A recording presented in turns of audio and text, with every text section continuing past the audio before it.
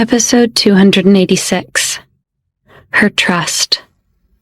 Logan's birthday party was not going as Joanna had planned. Her son was hostile, Agnes strangely easygoing, Violet indifferent, and Logan had just announced that he was gifting his 2 children with a sizable portion of his Smith Group shares.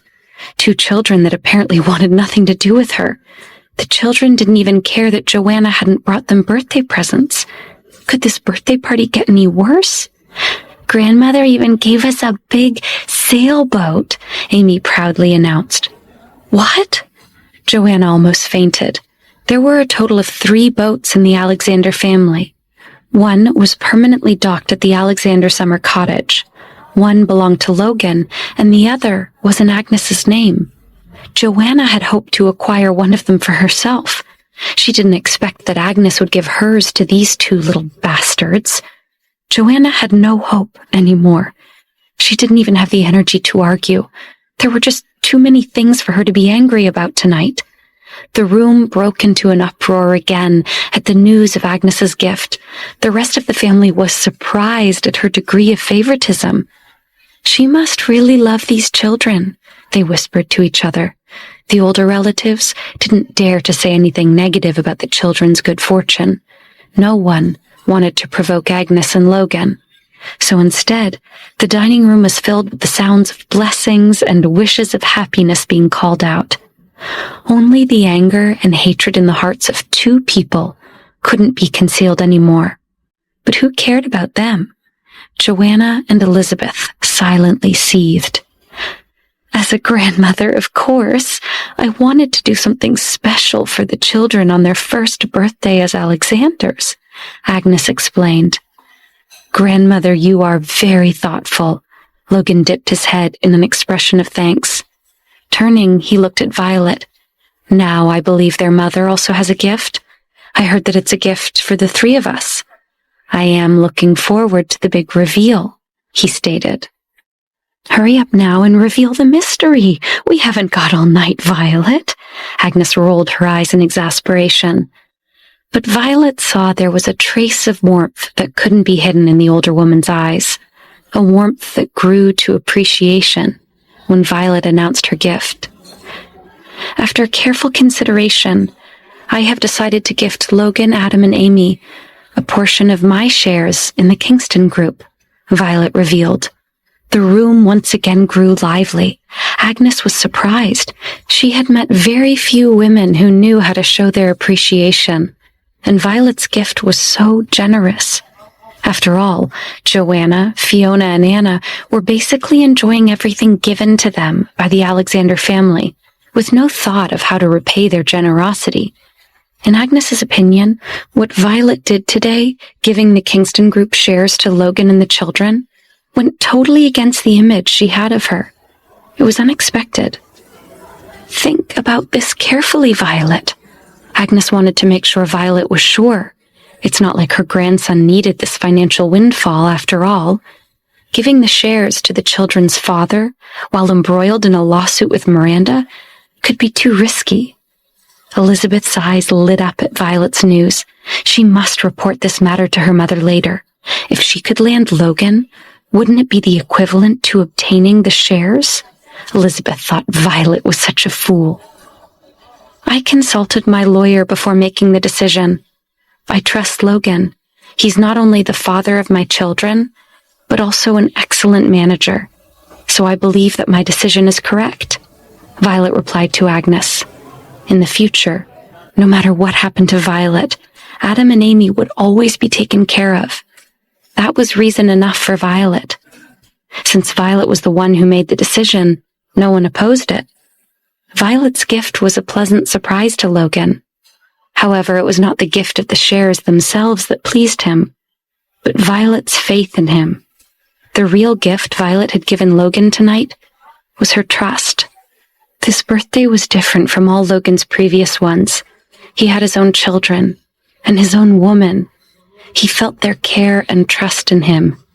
At that moment, Logan felt very grateful and happy. Such a wonderful coincidence stunned Logan for a moment. His heart suddenly began to beat faster as he stared at Violet. He looked at her again and again. What would happen in the future? He would talk about it in the future. Tonight he must tell Violet that she made him very happy as his woman. Violet had already made up her mind, so Logan naturally could only accept her gift. He still had to go through a few procedures later. Noah would accompany her when the time came. Logan expressed that he would definitely cherish this gift and not let Violet down. The two of them seemed only to have eyes for each other. The surrounding people couldn't hear what they were saying. Haley saw Violet and Logan looking at each other and was worried about her best friend. She didn't want Violet to give away her heart now, only to have it broken later. Adam and Amy were naturally very happy. Although they didn't understand the meaning of their gifts, looking at the attitude of the people around them and seeing that their great-grandmother had finally calmed down, they knew that this must be a very valuable gift.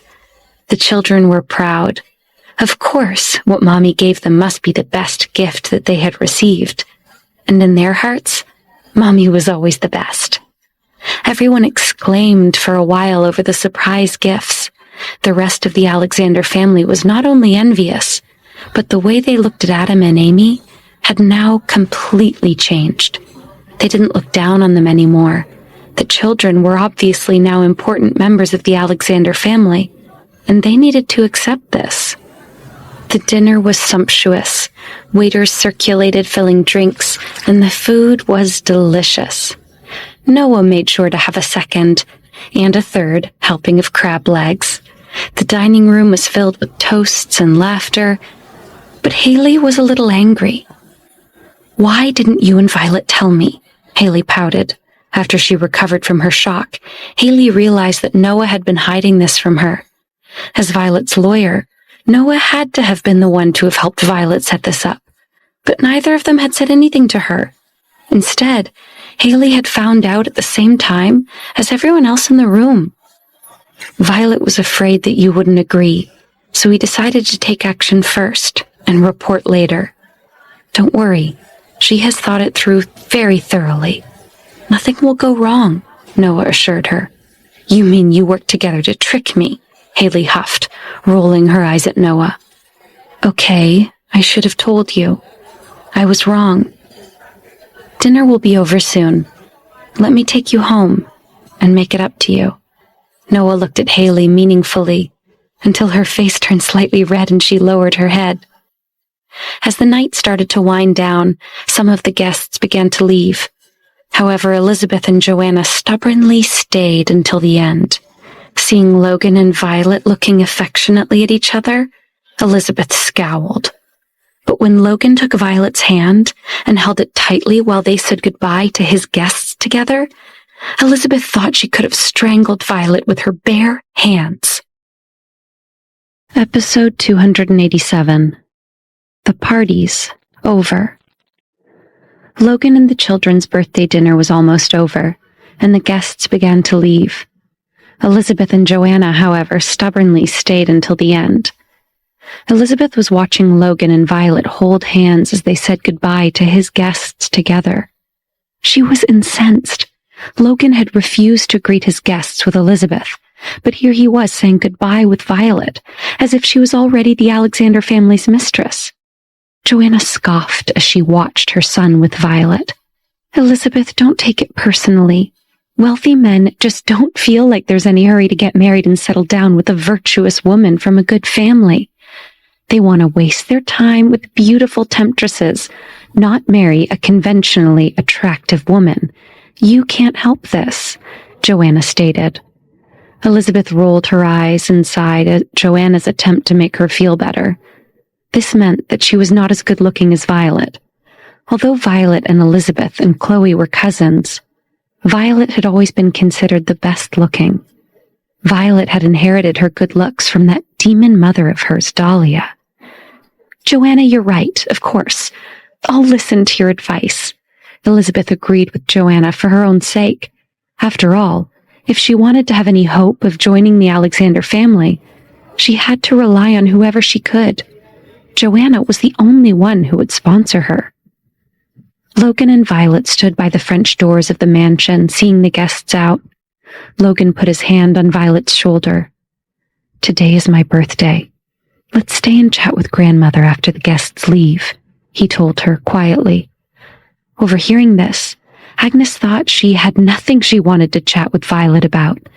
Still, Violet had just given the Kingston group shares to Logan and the children. In light of that, Agnes thought she wouldn't embarrass her. Instead, she pretended not to have heard anything. Agnes continued to watch Alex send the guests off with a faint smile on her face. Logan held Violet's hand and didn't let go. He didn't know why he was deliberately showing affection. However, when Adam and Amy saw Daddy and Mommy holding hands, they covered their mouths and secretly smiled. They finally felt relieved. Who said that Daddy and Mommy's relationship wasn't good? It was very difficult for Joanna and Elizabeth to interject, and they hadn't had the chance to embarrass Violet tonight. Frustrated, they decided to take their anger out on somebody else, someone they thought was an easier target.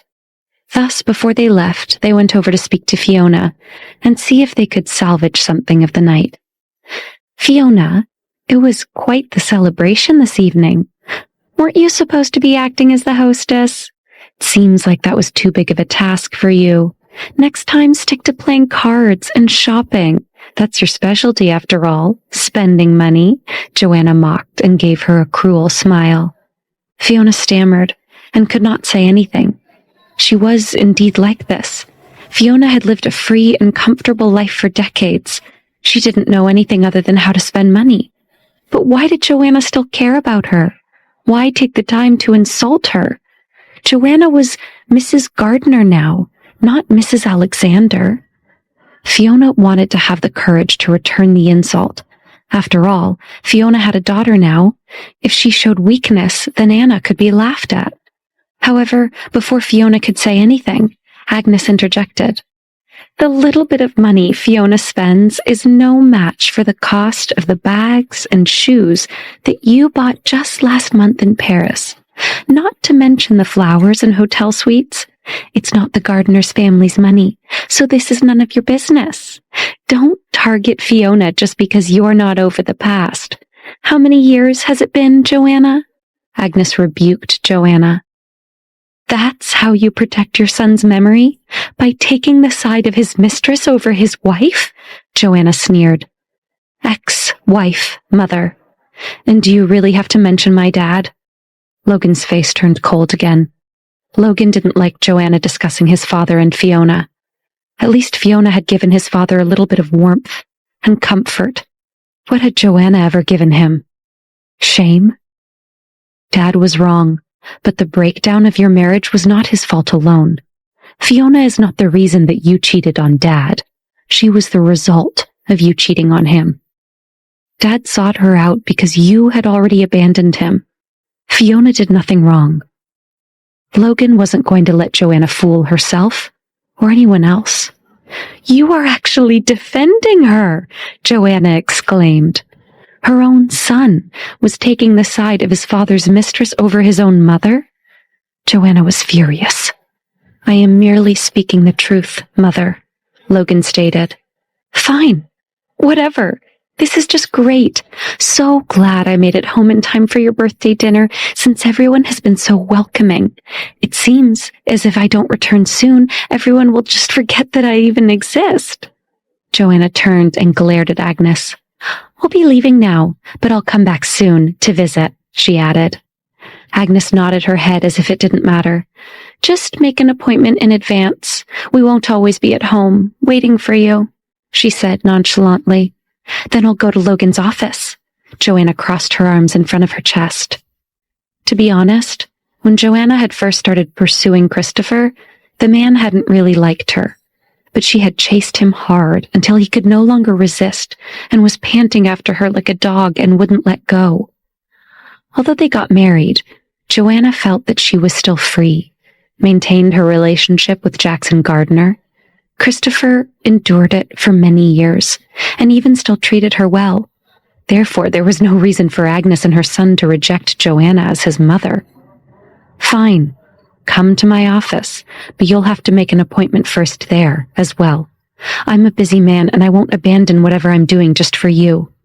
Logan didn't want his mother dropping by his office unannounced. Logan held Violet's hand and didn't understand why his relationship with his mother was so tense. He gripped Violet's hand tightly to let everyone know that they had a good relationship. Or he did it deliberately to provoke his mother. Logan didn't know. Violet was a little nervous about holding Logan's hand in front of Agnes. Plus, his mother didn't seem to like her very much. Violet tried to break free from Logan's grip. The children are watching. Do you want them to think our relationship is not good? Logan whispered in her ear. His warm breath tickled Violet's ear, and she felt goosebumps. Violet didn't protest any further and let him hold her hand. In the end, Joanna even tried to push Elizabeth on Logan again before leaving, encouraging him to take Elizabeth out, even though Violet was standing right there. Logan raised Violet's hand, which he was holding, in front of Joanna. So what? Joanna scoffed. Why should that matter? You are not husband and wife. Are you engaged? She questioned. No. Violet quickly answered, glancing nervously over at Agnes, who was watching. She didn't want to upset her. Everyone still has a chance until I-do's are exchanged. I really like Elizabeth. You should join us for dinner and drinks, Logan. When I call you, don't say that you don't have time to meet up with her and me, Joanna announced. Violet nervously looked at the children. They were playing games with Anna. She felt a little relieved. Joanna's words were not really suitable for the children to hear. If it was the Logan of the past, who longed for motherly love, perhaps he would have felt an obligation to do as his mother wished. But now, Logan had a woman of his own, and children at home. After the kidnapping incident, when he was young, Joanna had pushed him out of her heart, and things had never been the same between them. I'm not interested in this topic or having dinner with Elizabeth. We still have matters to attend to here, but you will not be staying any longer. The party's over. Mike, help me send Mrs. Gardner and Miss Kingston home, he instructed Mike. Now you can't even address me as mother. I'm just Mrs. Gardner to you? Joanna flew into a rage of humiliation. She glared at her son and refused to leave. Mike turned and looked at Logan for direction. Was his boss really going to ask Mike to physically remove his mother from the premises? Episode 288. Long Goodbyes. Joanna and Logan were in a deadlock. Logan was refusing to call Joanna mother, and she was refusing to leave until he did. Violet, who was still holding Logan's hand, pinched his palm gently, and Logan smiled lazily. He bowed towards Joanna. Good night, then, my good mother, he said sarcastically. Only then did Joanna turn around arrogantly, preparing to return to the Gardner family. While Joanna and Elizabeth were up and preparing to leave, Anna and Fiona went upstairs. They were planning to stay in the old residence tonight as well. They spoke quietly to the servants, asking them to check that their rooms and Logan's room were ready. Although Logan didn't live there, his room was always kept ready so he could come back and stay at any time. Tom, Noah, and Haley came up to Violet and Logan, prepared to say their goodbyes. Logan asked Mike to drive their friends home, while Violet and the children hugged them goodbye. Goodbye, Godfather and Godmother. Good night, Uncle Tom. Adam and Amy were a little sleepy. Mary came over to take them upstairs to wash. Noah shook Logan's hand and thanked him for inviting him. Oh, before I leave, there's something I wanted to mention to you, Logan. A few days ago, there was a break-in at my office. I called the police, and they're going through the surveillance tapes now. I think we'll be able to find out who it was in the next few days. Once the police discover who it is, I might need your help. I'll let you know when the time comes, he informed him. Elizabeth overheard Noah's words as she passed behind him on her way out at the door. When she heard what he said, her heart trembled. Elizabeth didn't know if they had succeeded in getting what they needed from Noah's office.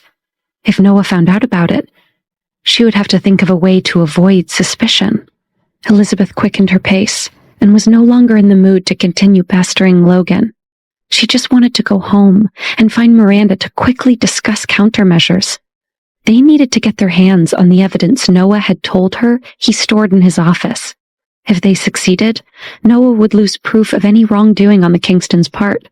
If he went to court, no matter how good a lawyer Noah was, he would not be able to win the case. Violet would lose the right of inheritance, and all the shares she had been given would be recovered. Elizabeth was also anxious to go home and see Lionel. After last night, she had an extraordinary desire for Lionel. Before she married Logan, she could maintain her affair with Lionel. Not only could she satisfy her biological needs this way, but she could also help the Kingston family keep their future son-in-law loyal.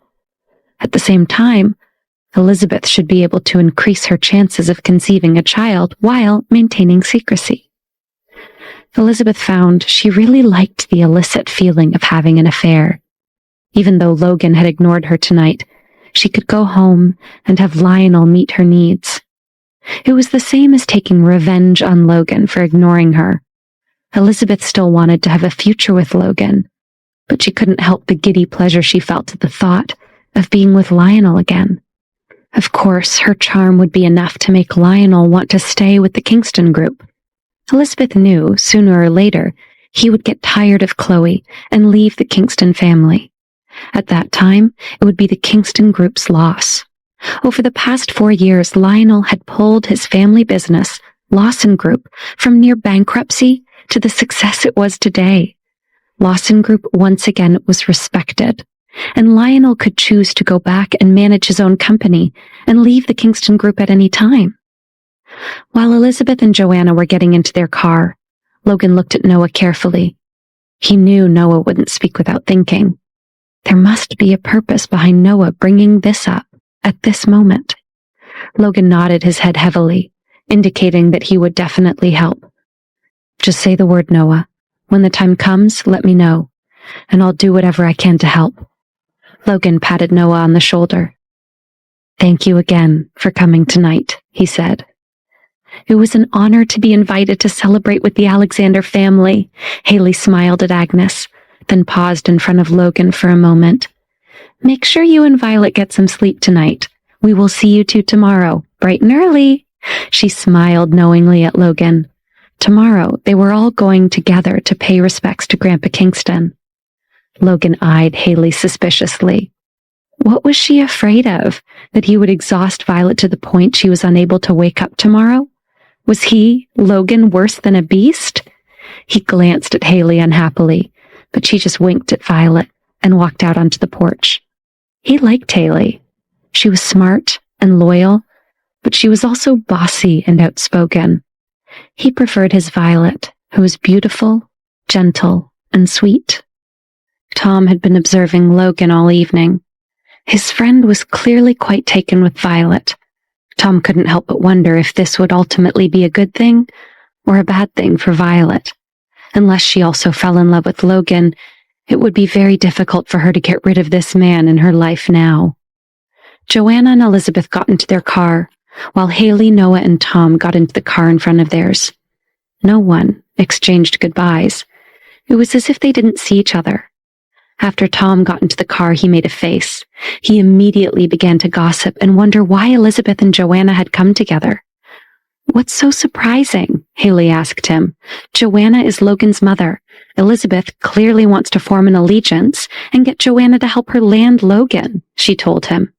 Tom was enlightened. I don't trust Elizabeth is as innocent and pure as she makes herself out to be, Haley continued as she shook her head. Chloe doesn't try to hide who she is. She wears her malice on her sleeve. Elizabeth is much more dangerous because she masks her true nature well. Otherwise, why would Logan have been able to tolerate her for so many years? Now that Logan seems to have some tender feelings for Violet, I think we have to watch Elizabeth more closely. She's the type of danger you don't see coming, she stated. Tom agreed with Haley, but Noah didn't think much of it. Mike, who was sitting in the driver's seat, heard the three of them gossiping and analyzing the events of the evening. He was taking mental notes and would report them to his boss one by one. Knowing Mike was listening, preparing to tell his boss everything being said, Haley and Tom knew their goal had been achieved. Joanna drove Elizabeth back to the Kingston mansion. It was still relatively early. Miranda was waiting at home to hear from Elizabeth how the evening had gone. When she saw Joanna get out of her car and follow Elizabeth up onto the porch, Miranda quickly got up to open the door and greet them. "Hello, I apologize for our humble surroundings. Our family home cannot be compared with the Gardner family home, much less the Alexander family's old residence," Miranda greeted Joanna. Miranda felt inferior as she looked at Joanna. The woman had hardly aged in the years since they'd last seen each other. Joanna obviously had taken good care of herself. Miranda, on the other hand, felt haggard due to the situation with Charles. She looked like she could be Joanna's older sister, when Miranda was actually a number of years younger than Joanna. Joanna didn't hold back her evaluation. She looked around and felt that the Kingston family's home was not luxurious enough. But it was still elegant. "It's fine, Miranda. All of these stately old mansions look the same to me. None of them can remotely compare to my son's home," she added. Logan's home was a showstopper. It was one of the most expensive and largest homes in all of Los Angeles. In Joanna's mind, nothing could compare. "Speaking of my son's home, Miranda, how on earth could you ever allow Violet to move in with Logan?" Joanna shook her head. "I think it's time the three of us had a long talk about what we're going to do about the Violet situation," Joanna said firmly. Episode 289. The Violet Situation. Joanna was infuriated with Violet's being in Logan's life. She reprimanded Miranda for not having better control of the situation and letting Violet be. "The Violet situation has gotten out of hand. We need to figure out how to get her out of my son's home and life," Joanna told Miranda and Elizabeth. Miranda smiled bitterly. "It would be great if it were as simple as that, Joanna. It's not like I didn't tell Violet when she returned to LA that we were all a part of the Kingston family, that we didn't need to fight amongst ourselves. But she didn't listen to me. Violet just wanted to take what wasn't hers and hurt her cousin. She can be very deceitful," she told Joanna. "Of course she's deceitful. Otherwise my Logan wouldn't have been fooled by her," Joanna replied. "From the first day I found out about her return, I told her to leave the Smith Group and Logan. However, she was extremely shameless. She refused to leave and kept pestering him. Later on, I found out they even had children together." Elizabeth's eyes were filled with tears. It was as if she had been bullied by the heavens. Of course, she completely ignored the fact that she had conspired with Chloe to try to kill those same children. "Children mean nothing. You have to have confidence in yourself, Elizabeth. Agnes won't let Violet enter the Alexander family, no matter how she acted tonight. The most important thing for us right now is to reduce the amount of time Logan and that woman spend with each other. After that, we can take advantage of the opportunity and show Logan Violet's true colors," Joanna sneered. Miranda invited Joanna to come sit down, and the three women went into the living room together. Joanna crossed her legs and lit a cigarette. She had been pretending to be an elegant lady for the whole night, and she was almost suffocating. Now, she could let herself relax and be her true self in front of Elizabeth and Miranda. "Then, what do you think we should do, Joanna?" Elizabeth put on an innocent look and respectfully asked for Joanna's opinion. She knew that this woman was very conniving and not to be trifled with. Joanna would definitely take Elizabeth under her wing if they showed her respect and admiration.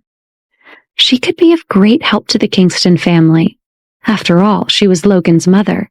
He may be mad at her right now, but Elizabeth believed he wouldn't stay mad at Joanna forever. Smith Group was a big business, and public opinion was very important. Elizabeth didn't believe that Logan really didn't care about his public image. Joanna took a puff of her cigarette, narrowing her eyes while she thought about what to do. "How about this? I'll talk to Garrett. Didn't he sign a contract with Violet for some theme song? I'll ask him to show Violet some affection and extra attention. Have him find more things for Violet to do. Maybe Lori Group could set Violet up with her own apartment as part of her studio deal. We need to get her out of Logan's house. This way she'd have a legitimate reason to go. Then we work on changing public opinion, she suggested. We alert friendly media sources that Logan and Violet's relationship has changed drastically. Logan never even acknowledged the relationship between the two of them openly. If Violet moves out, people will assume they have broken up. After that, I can bring Elizabeth to visit Logan's office frequently, show him what he's been missing, Joanna concluded. Elizabeth's eyes lit up.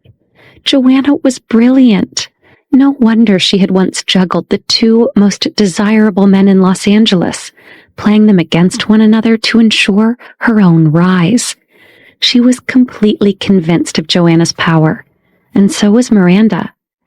Their attitude towards Joanna suddenly became even more intimate than before, as if she had become family.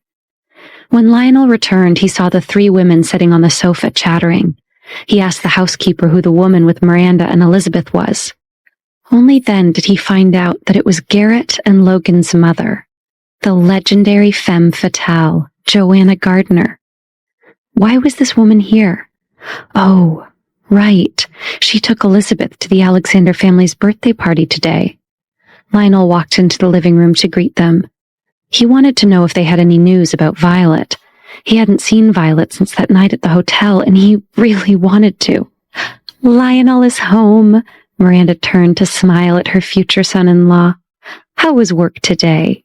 Come join us. I want to introduce you to our distinguished guest, she exclaimed. Lionel looked at Joanna. He pretended not to know her and smiled at Miranda. This is, he asked. This is Joanna Gardner, Lionel, Garrett's mother. Miranda introduced them. Hello, Mrs. Gardner. Nice to meet you. Lionel walked over and shook Joanna's hand. I had a meeting with your son Garrett today. I didn't expect to meet his mother tonight. Our Kingston family has a good relationship with the Gardner family, Lionel told her with a smile. This is my future son-in-law. The company is relying on him now. You know, my family's personal matters are really embarrassing. I hope you don't think that I'm useless and I'm not worthy of your attention. I hope you're still willing to interact with me. Miranda showed weakness in front of Joanna, which greatly satisfied her vanity. She told Miranda not to worry. Joanna got along well with Elizabeth, and she would help the Kingstons however she could. Lionel and Elizabeth's eyes met across the room, and there were secretive smiles on their faces. Miranda was satisfied with her son-in-law. He had outstanding abilities and was good to her daughter. He also got along well with her younger daughter. When Violet returned, his performance had also been commendable. He hadn't done anything to betray the Kingston family. As for Chloe's recent suggestion to elevate Lionel's position during this crisis time, Miranda had considered it and felt that it was feasible. She planned to implement the handover in the next few days and transfer a portion of their shares to Lionel so that he'd have more power within the company. Otherwise, if Violet entered the Kingston group, who would be able to compete with her? Lionel, please call me Joanna. Joanna gave Lionel her most dazzling smile. Charming men was second nature to her. Your son-in-law is so handsome, and apparently he has good taste if he's friends with my Garrett, Joanna added. Of course, our two families have a lot of cooperation, Miranda smiled. Garrett is modest and takes care of me in all aspects. It is very easy to do business with him. I've come to consider him a good friend. Lionel wore glasses, and he was gentle and refined. Joanna had a good impression of him. He also had a very high opinion of Garrett, which endeared him to Joanna. Joanna was quite proud of Garrett.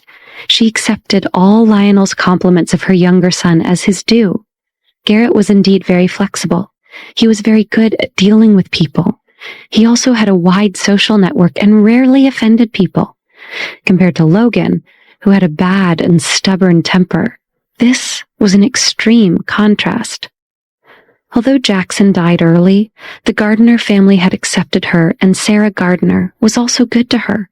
She would never lose her temper with Joanna because of rumors, nor would she ignore her. Sarah also listened to her opinions, unlike Agnes. Sarah had even supported Joanna's relationship with her son Jackson early on, when she was still Mrs. Alexander and Christopher had not yet died. Sarah would help Joanna and Jackson secretly meet. She would tell her that Jackson really missed her, and as a mother, she could only help her son to be with the person he loved. Under such circumstances, Joanna's heart had naturally sided with the Gardner family. But after so many years, Joanna had now realized that her eldest son was as outstanding as Garrett, only Logan never treated her as his mother. How could the proud and arrogant Joanna tolerate this? Therefore, she had been trying to mend her relationship with Logan these past few years. This was the reason why Joanna had returned to LA. She wasn't going to let the situation with Violet interfere with her plans to win back her son. Episode 290.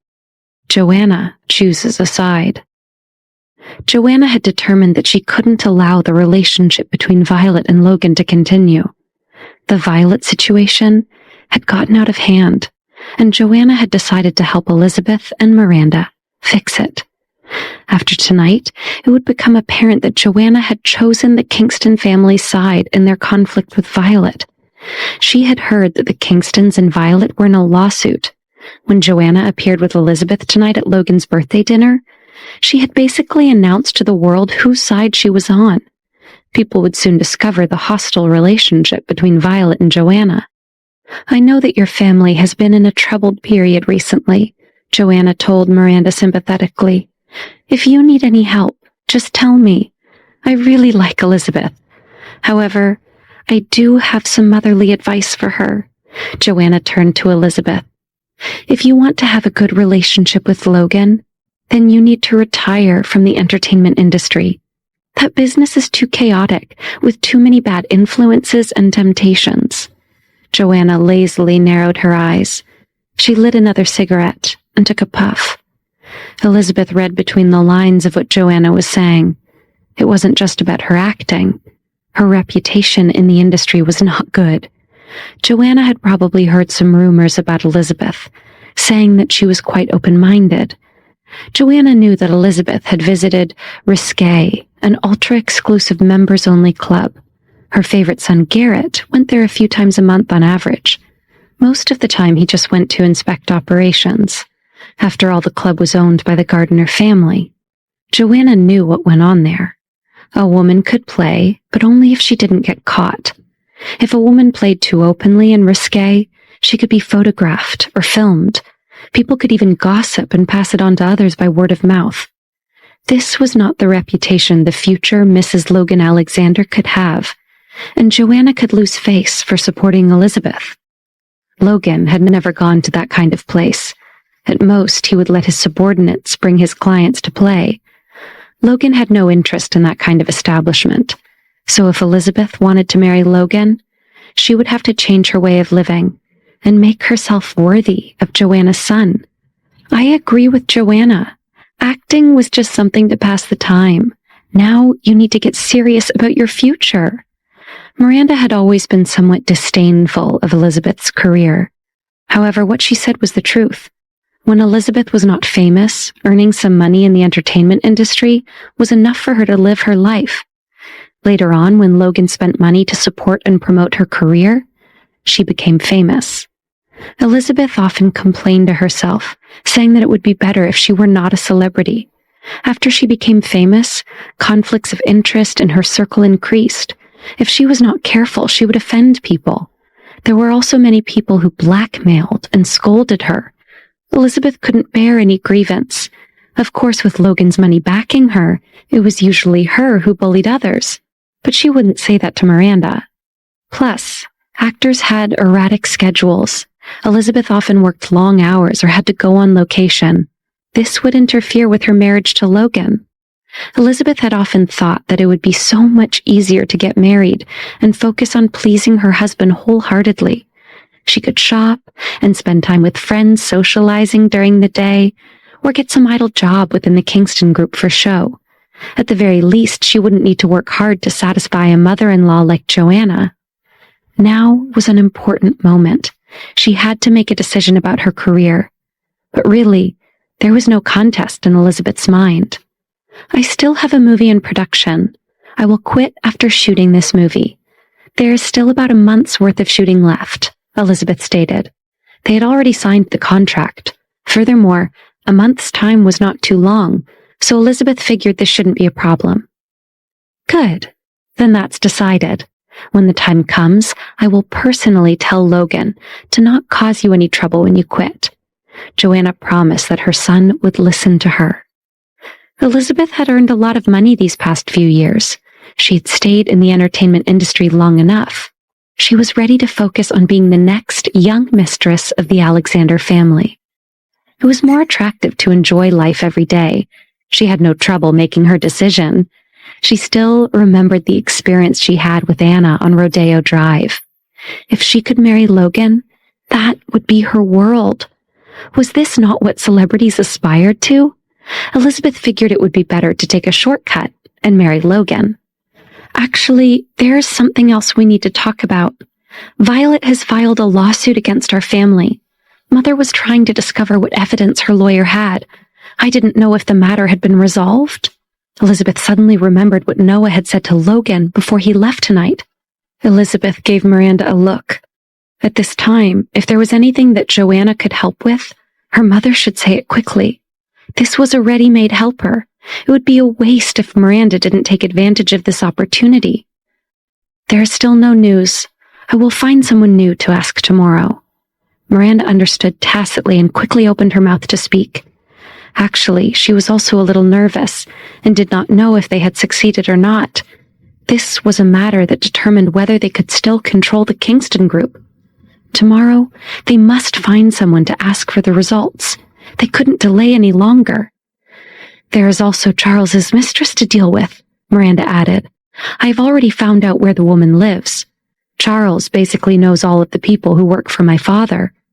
I don't know if you have any people of your own, Joanna. If you do, I need to borrow a few of them. We need to get rid of that shameless woman once and for all, Miranda requested. We can't do anything illegal. It's not worth it. We have to be good citizens who abide by the law. Joanna looked at Miranda meaningfully and pressed the cigarette in her hand into the ashtray. Guessing her meaning, Miranda promised, Of course, we will definitely not make it difficult for you, Joanna. Seeing her promise, Joanna nodded her head. Good. Then contact me tomorrow. I will get someone to help you, she said. Lionel listened for a while and roughly understood the situation. Seeing that they did not mention Violet, he was no longer interested in listening. After all, it was not convenient for him to change the topic to Violet. He was afraid that Miranda would suspect him. After a few words of agreement, Lionel went upstairs to shower. Thinking of the conditions that Charles agreed to, and Miranda's words just now, he hesitated for a moment. He didn't know if he should talk to his future father-in-law or not. Lionel wondered, that child, should he be born or not? After Mike drove Noah, Haley, and Tom home, he was ready to return home himself. He had to be up early the next morning to drive Logan and Violet to the cemetery to pay their respects to Kenneth Kingston. Before going home for the day, Mike thought about it and decided to report to Logan what he had heard in the car. He wanted to relay the information while it was still fresh in his mind. Okay, I got it. Thanks, Mike. Get someone to keep an eye on the neighborhood. I suspect there will be some movement there, as well as at the prison. Logan listened carefully to his trusted bodyguard and gave detailed instructions. Got it, boss. I will arrange everything, Mike responded. When it came to proper business matters, Mike wasn't much help to Logan. However, Mike knew a lot about the shady business dealings that went on in the darker corners of society. Mike decided not only to keep an eye on Charles, but also on old man Rutherford. He couldn't let go of Miranda's recent movements. As always, Mike's top priority was protecting the interests of Logan and his family.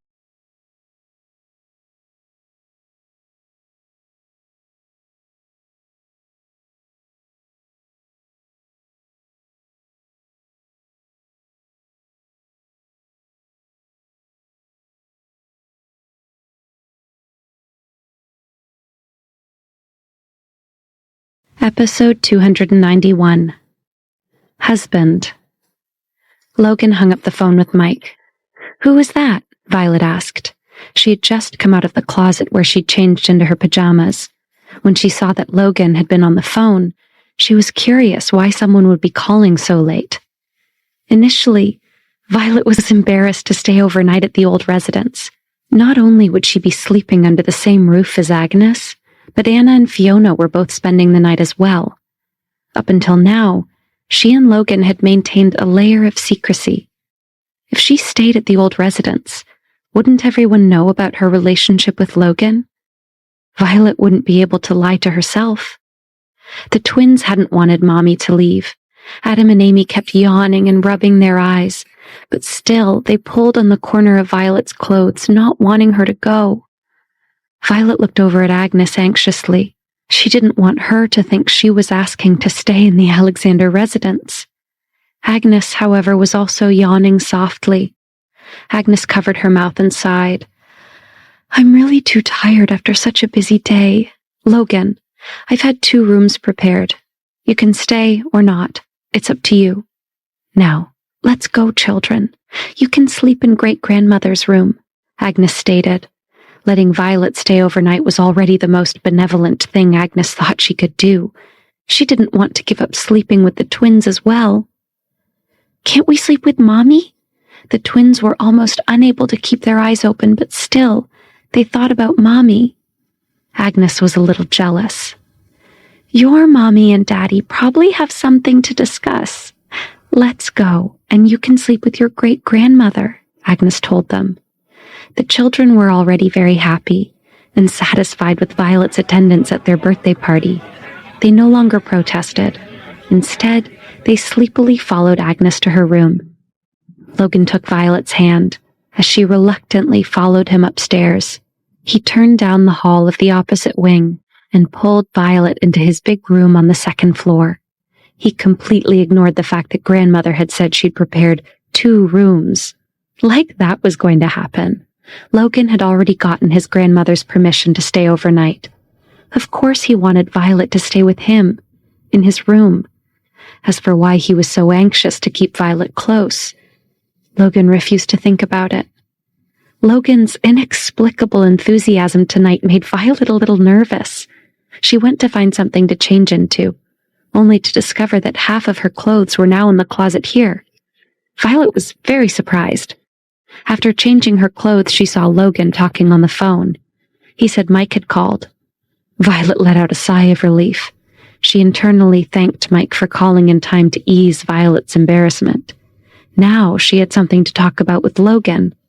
After tonight, Violet felt that her relationship with Logan was a little different from before, but she didn't know how to face it. "Is everything all right? What did he want to talk to you about so late?" Violet asked. However, Logan clearly had a different opinion and didn't want to talk about Mike. Just business. Nothing important. Logan walked over and very naturally pulled Violet into his arms.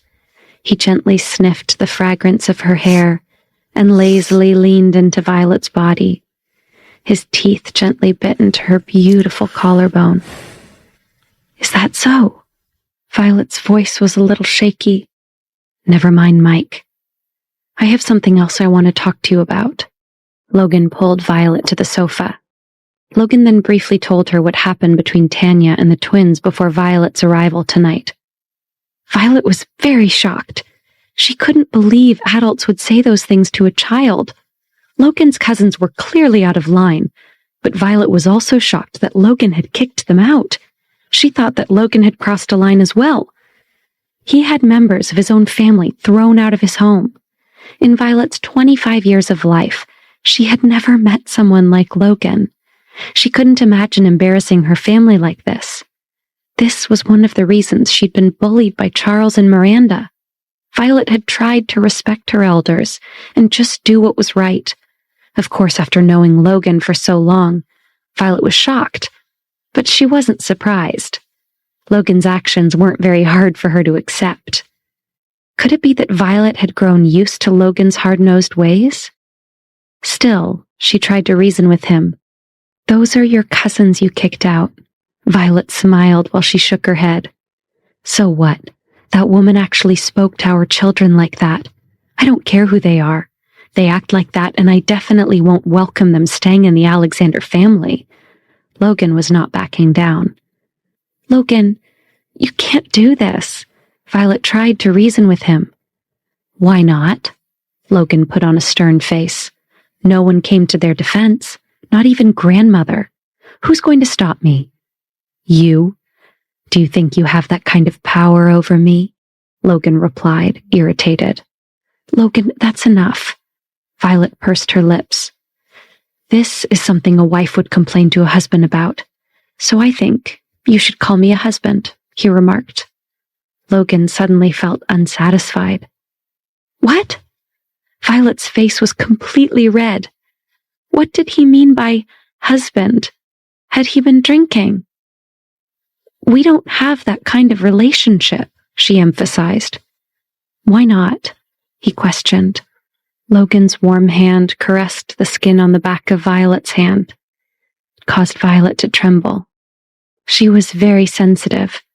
After being with him for so long, Logan now knew what Violet liked. He was intentionally teasing her so she'd soften into a puddle of desire. "What do you think I can't do?" Logan asked in a low voice. Don't always offend people," Violet insisted. "Is that so?" Logan teased. He slowly moved his hand up Violet's arm, goosebumps rising in the wake of his touch. "Don't be like this.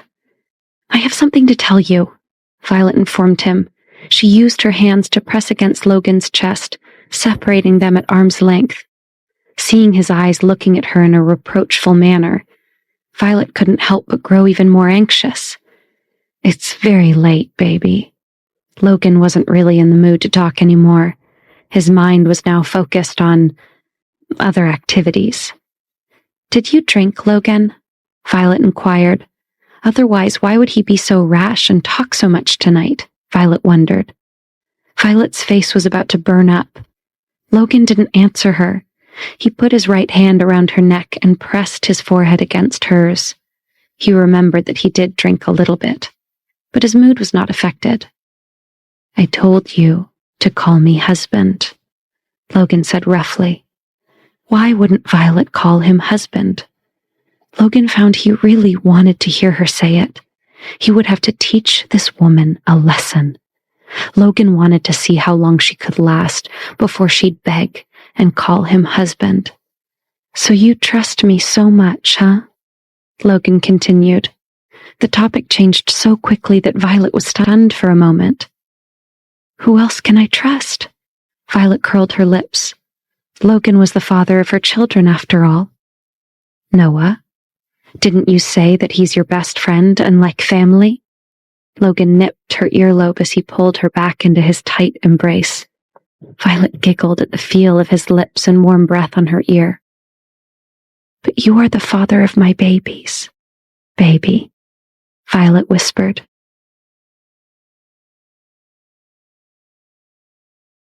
Episode 292. That Kind of Relationship. Logan really wanted to hear Violet call him husband, but she was a little hesitant about it. Logan teased her. He wanted to see how long she could last before she'd beg and call him husband. "So you trust me so much, huh?" Logan remarked. The topic changed so quickly that Violet was stunned for a moment.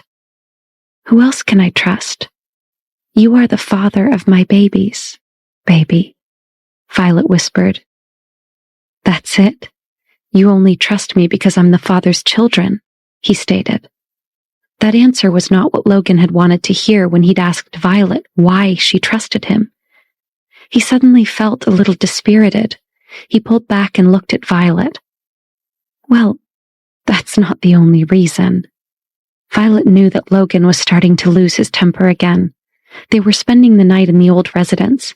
The last thing Violet wanted was to get into a big argument in the middle of the night. She didn't want to lose face in front of Agnes. Well, it's really more because you are worthy of my trust. Violet amended her words. Really? Logan finally smiled. He looked at Violet and nodded. She had never seen such a big smile on his face before. She knew this was a rare occurrence. His smile was so deep that Violet could see his dimple. Garrett also had dimples. At this moment, she could clearly see the family resemblance between the two brothers. Violet was slightly distracted. What are you thinking about? Logan pinched her slender waist. When you are with me, I hope you aren't thinking about other people, he told her. No, I was just thinking about how much you have done for me. Although we don't have that kind of relationship, I still have to thank you for taking care of the children and me. This was the truth. Violet looked directly into Logan's eyes, hoping that he would see her sincerity. You don't have to thank me. They are my children, and you are my woman. Besides, you raised Adam and Amy by yourself for so long, and they are such great kids. Logan pulled Violet close again. The things I've given you can't be compared to all the hard work you've put in all these years alone. I should be the one thanking you, Violet, he said earnestly. Logan was looking directly into Violet's eyes, and she could see the sincerity in his expression. She trembled a little at the look in his eyes which suddenly went from warm to wicked. And what do you mean by us not having that kind of relationship? Then what kind of relationship do we have? Should I show you with practical actions? He trailed off. Before Violet could comprehend the meaning of Logan's words, he had pressed her down onto the sofa. Logan's hot hands and hot lips followed closely behind. Violet didn't even have time to object before she fell into a whirlpool of desire. They spent the night lost in each other, and it was very early in the morning when Logan finally carried Violet into the bathroom to take a shower. Even there, they lingered for a while. When they finally went to bed, Violet could hear the early chirps of the birds outside waking up. Violet had been so distracted by Logan that she had forgotten all about the questions she'd wanted to ask him. What happened with Joanna? Why did Mike call? Why did Elizabeth come to the party? Violet didn't have the energy to stay awake and think about these things, as she drifted off to sleep with Logan, wrapped around her protectively. When Violet woke up the next day, Logan was already up. He wasn't in the room, so she figured he'd gone for a run. She stretched on the bed for a moment and then suddenly thought of something. Violet quickly stood up on her somewhat shaky legs and went to the bathroom. But she saw that the bathroom had already been cleaned up. All signs of the madness from last night were gone. Logan wouldn't have cleaned it up. He wouldn't have even noticed or cared. It must have been one of the Alexander maids. Violet was so embarrassed. She prayed that this maid would show discretion. How could she face the servants of the old residence if she thought they were gossiping about her? This was all Logan's fault. The man was just insatiable. Logan also didn't expect that once he got Violet, he would develop such a strong desire. He'd originally thought that once his initial lust was satisfied, he'd quickly grow tired of her during the agreement period. Who knew that his desire to monopolize and control Violet would actually grow stronger and stronger? Could it be because she was the mother of his children? That must be it, Logan thought confidently. He wouldn't care so much about a woman if she wasn't also his children's mother. He could be good to Violet, but he would have to remind himself not to let his emotions get away from him. Logan was used to jogging every morning, so he went out and ran a few miles through the neighborhood surrounding the Alexander family's old residence. Logan returned to the mansion to take a shower. Violet had already woken up. As soon as Logan saw her, he pounced. Even though he was still drenched in sweat, things quickly grew heated between the two of them, and soon Violet was also sweating because of him.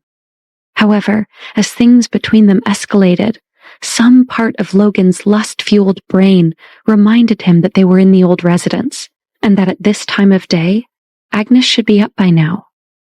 Although Logan was willful, he wouldn't deliberately make things difficult for Violet. He didn't want to make her leave a bad impression on his grandmother. Of course, he also had to be on guard against the sudden attack of his children, so he took Violet into the bathroom to accompany him in the shower. Now, they were absolutely safe. No one would disturb them here. Once they had finished what they'd started in the bedroom, Logan held Violet for a while longer while they enjoyed the hot stream of water. Logan had his arms wrapped around Violet from behind. I was quite happy on my birthday yesterday. My Violet performed so well. I spared you today, he told her. This was sparing me? Violet was still immersed in the after effects of her desire when she spoke.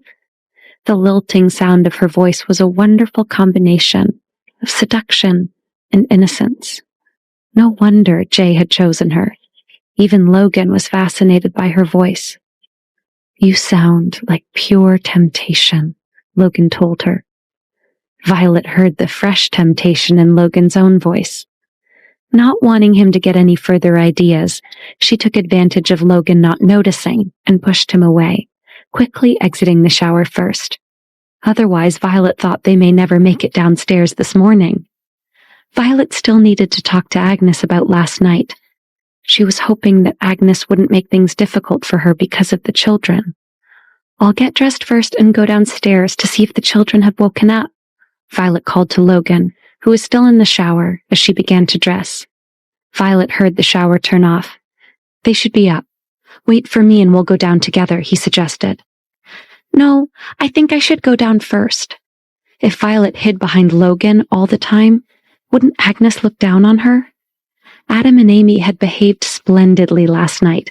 Agnes couldn't accuse Violet of not having raised them well. She was proud of the children and believed that she was a good mother. She was hoping that Agnes would realize this and have no reason to separate her from them. You really don't want me to accompany you? Logan asked as he finished his shower and quickly came out. He was still a little worried, afraid of what might happen if Violet and Agnes were alone. Do you think that I'm that useless? Violet curled her lip when she looked at him, and Logan thought that her expression was exactly the same as Amy's. The more Logan looked at her, the cuter Violet looked. He found this woman wonderfully refreshing. Sometimes Violet was sexy and seductive, and sometimes she was innocent and sweet. She always charmed him. Snapping himself out of his thoughts, Logan said, I forgot to tell you, George has shown some signs of improvement. The doctors think he might wake up soon. Are you happy? He broke the news. Oh, yes, so happy. Violet clasped her hands together and nodded heavily. George was like family, and also Violet's savior. At the news of his improvement, Violet's heart calmed down, and she was filled with a fresh burst of fighting spirit. It was now or never. It was time for Violet to take down the Kingstons. Episode 293. The next morning. Violet was thrilled to hear that George's condition had improved. She felt a renewed sense of purpose. Violet had made up her mind. She must let George see her take charge of the Kingston group and inherit her grandfather's shares. When can I go and see him? She asked Logan, full of anticipation. We can go in a few days. I will arrange a time to accompany you, he replied. Then, when I go to court with the Kingston family, are you really not going to help them? Violet thought of Elizabeth, who had come with Joanna last night. Your mother seems to like Elizabeth quite a bit, she added. That has nothing to do with me. Logan smiled disdainfully. So then, you are really not going to help the Kingston family? She asked again. I won't help anyone. I'll be a neutral party. I will only help the Kingston group, since thanks to you, I'll be helping myself and the children. Are you satisfied now? Logan snorted. He knew Violet was testing him. He would not stop her from taking over the Kingston group because of Elizabeth. Of course, he now had the shares of the Kingston group, so he would need to think about what was best for the company going forward. Logan already knew of some suggestions he'd like to give the Kingston group's board of directors. As for why Joanna and Elizabeth had become so tight, Logan didn't know, and he didn't care. In Logan's opinion, the director of the Kingston group should naturally be someone with the right to inherit. Violet was obviously the most suitable one in that family to be the director of Kingston Group. Kenneth Kingston's judgment had been sound. Furthermore, Miranda and Charles were ready to divorce. Their property would be divided and their shares would be split up. How would they manage Kingston Group? At this time, they had to be wary of someone secretly plotting against them, causing the Kingston Group's assets to be emptied. Therefore, Violet had to be promoted. For the sake of the Kingston Group, you have to take over the director position as soon as possible, he said sincerely. But I know very little about the Kingston Group, Violet told him. Besides, she had signed a contract with the Laurie Group, so she would be very busy. What if Violet became overwhelmed and couldn't honor all her responsibilities? You'll be fine. Noah and I will help you. We will be your own personal strategists and think tank, he expressed. Is this free advice, or are you negotiating for a salary? Violet smirked. I hope the Kingston Group's profits will be enough to pay us for our time. Logan crossed his arm over his chest and gave Violet a mock bow. My future Lord Director, he remarked. So does this mean I can just sit back and let you do all the work? She asked. You want to just lay around and enjoy the fruits of my labor? Logan smirked. Why not? If I have a capable tyrant to do all the work, Violet said aloofly, then I'll be the guardian of the shareholder. Logan used a towel to dry his hair. You don't wish to be my capable tyrant? Violet teased. Well, capable tyrant is a very suitable description for me, isn't it? Logan looked at Violet meaningfully and gave her a sinful smile. He believed that Violet should have an intimate understanding of what a capable tyrant Logan could be. Sure enough, Violet's face turned red. She glared at him before pulling her sweater over her head. Then she hurriedly opened the door and went downstairs. Violet could hear Logan laughing as the door shut behind her. As she headed down the stairs, she caught a glimpse of her reflection in a large mirror. Violet grimaced. She had actually not only had a change of clothes waiting for her in the old residence, she had a whole closet of them. Logan must have asked someone to bring them over and arrange them in his closet here. Thinking of this, Violet's face became even redder. She felt warm even though the air inside the old residence was mild. Violet thought she wasn't going to be able to make eye contact with any of the Alexander family staff members after this sleepover. Violet paused on the last step of the stairs for a moment to calm herself. She took a deep breath and then exhaled as she slowly walked into the living room. Violet walked around the living room but didn't see anyone. She heard young voices and walked towards them down the hall. Turning the corner, she saw the arched entrance to the family dining room. The staff was setting breakfast on the table, and Adam and Amy were sitting beside Agnes, listening to what she was saying. Good morning, everyone. Violet slowly walked over, deliberately making some noise. She didn't want Agnes to think she had been eavesdropping. The three of them looked up at her. Agnes pursed her lips and gave her a tight smile. Morning. Good morning, Mommy. When the children saw Violet, they quickly waved at her excitedly. Mommy, come quickly. Come and listen to the story. Adam and Amy were listening to the story of Daddy's childhood. Story? Violet asked curiously. She was surprised to find Agnes taking the time to eat breakfast with the children. Although Agnes was essentially retired from the Smith Group now, there were still some private businesses in the Smith Group that required her time and energy. Violet didn't think that Agnes would have the time to tell the children stories and eat with them.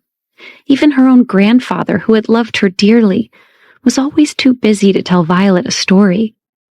Violet realized Agnes had obviously become quite fond of the children. This made her miss her own grandfather. When Violet's parents passed away, she was still young. Her grandfather was busy with the company, and she was caught up in her crush on Lionel. They hadn't spent as much time together in his final years. Knowing what Violet did now, she wished that she had spent more time with her grandfather and less time with Lionel. Thinking of this made Violet feel uncomfortable. Had she disappointed her grandfather? Violet actually envied her own children. She wished she could see her grandfather again. How good would that be? Adam and Amy must be very happy. What kind of story is great-grandmother telling? Violet looked at Agnes somewhat apprehensively and smiled cautiously. She hoped she wouldn't embarrass herself on the spot. Can you tell, Mommy? She asked. It's just some interesting things about their father when he was young. All right, we will talk about it next time. Now we can have breakfast. After we eat, great-grandmother needs to leave to attend a charity event. You will be spending the day with your parents, and then I will see you at home tonight. Agnes stroked Adam's hair affectionately. Great-grandmother will not be back until night? The relationship between the children and Agnes was growing deeper and deeper. Originally, I wanted to bring you two along, but we will have to attend together some other time. Agnes didn't like it, but she had no choice but to bear the pain and separate from the children for a day. Violet, you will be spending the day with the children today, but you still have to give up on the idea of bringing them back to Logan's home. The children will definitely live here, in the old residence, with me. Agnes cast a glance at Violet and told her this in a neutral tone. Violet had won a few small points last night when she gifted a portion of her Kingston group shares to Logan and the children. Agnes had decided she would not scold Violet for coming to the old residence uninvited. This time. After all, she still had to rely on Violet in the future, to balance out that woman Joanna. However, if Violet thought she was going to bring the children back to Logan's home, that was not possible.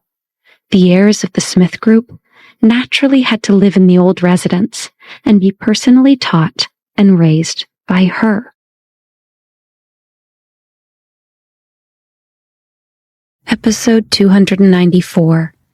Family Breakfast. Violet had won a few small points last night when she gifted a portion of her Kingston group shares to Logan and the children.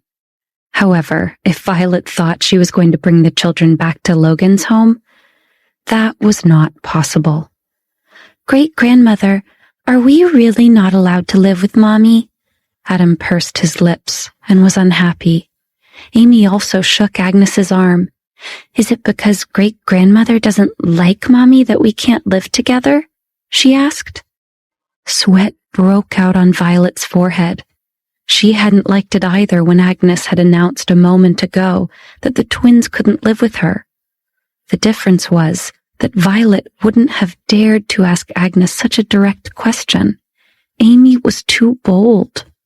Violet quickly tried to calm the children down. No, Amy, it's really because Mommy is too busy with work.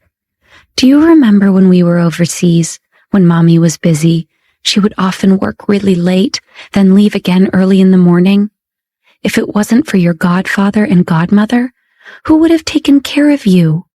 So it's really for the best that you stay with your great-grandmother. Violet tried to explain. But we also want to live with Daddy and Mommy. So isn't it really because great-grandmother doesn't like you? Amy whined and scowled. Of course not, Violet exclaimed. But we miss Daddy and Mommy so much. Then how about we get together during weekends? Mommy promises that she will find time to see you every weekend. Would that work? Violet quickly looked at Agnes. She prayed Agnes would understand the situation and not blame Violet. She was just trying to get the children to cooperate, not make any gains for herself. Agnes had to agree to allow her and Logan to see the children during the weekends. Violet continued to look at Agnes, silently begging. Agnes was moved by the fact that the children clearly didn't just miss Violet, but Logan as well. She decided not to make things difficult for Violet. Agnes looked at Violet for a moment, before slowly nodding her head yes. Violet let out a sigh of relief. She realized she'd been holding her breath while waiting for Agnes's answer. When the twins saw that Mommy and great-grandmother had reached an agreement, they didn't make a fuss anymore. As long as they could meet Daddy and Mommy on the weekends, it would be good. Anyway, during the week they were very busy. After coming home from school, they had to attend lessons with their great-grandmother, so they didn't even have time to play with Daddy and Mommy. As long as we get to see Daddy and Mommy on the weekends, we will try not to be sad.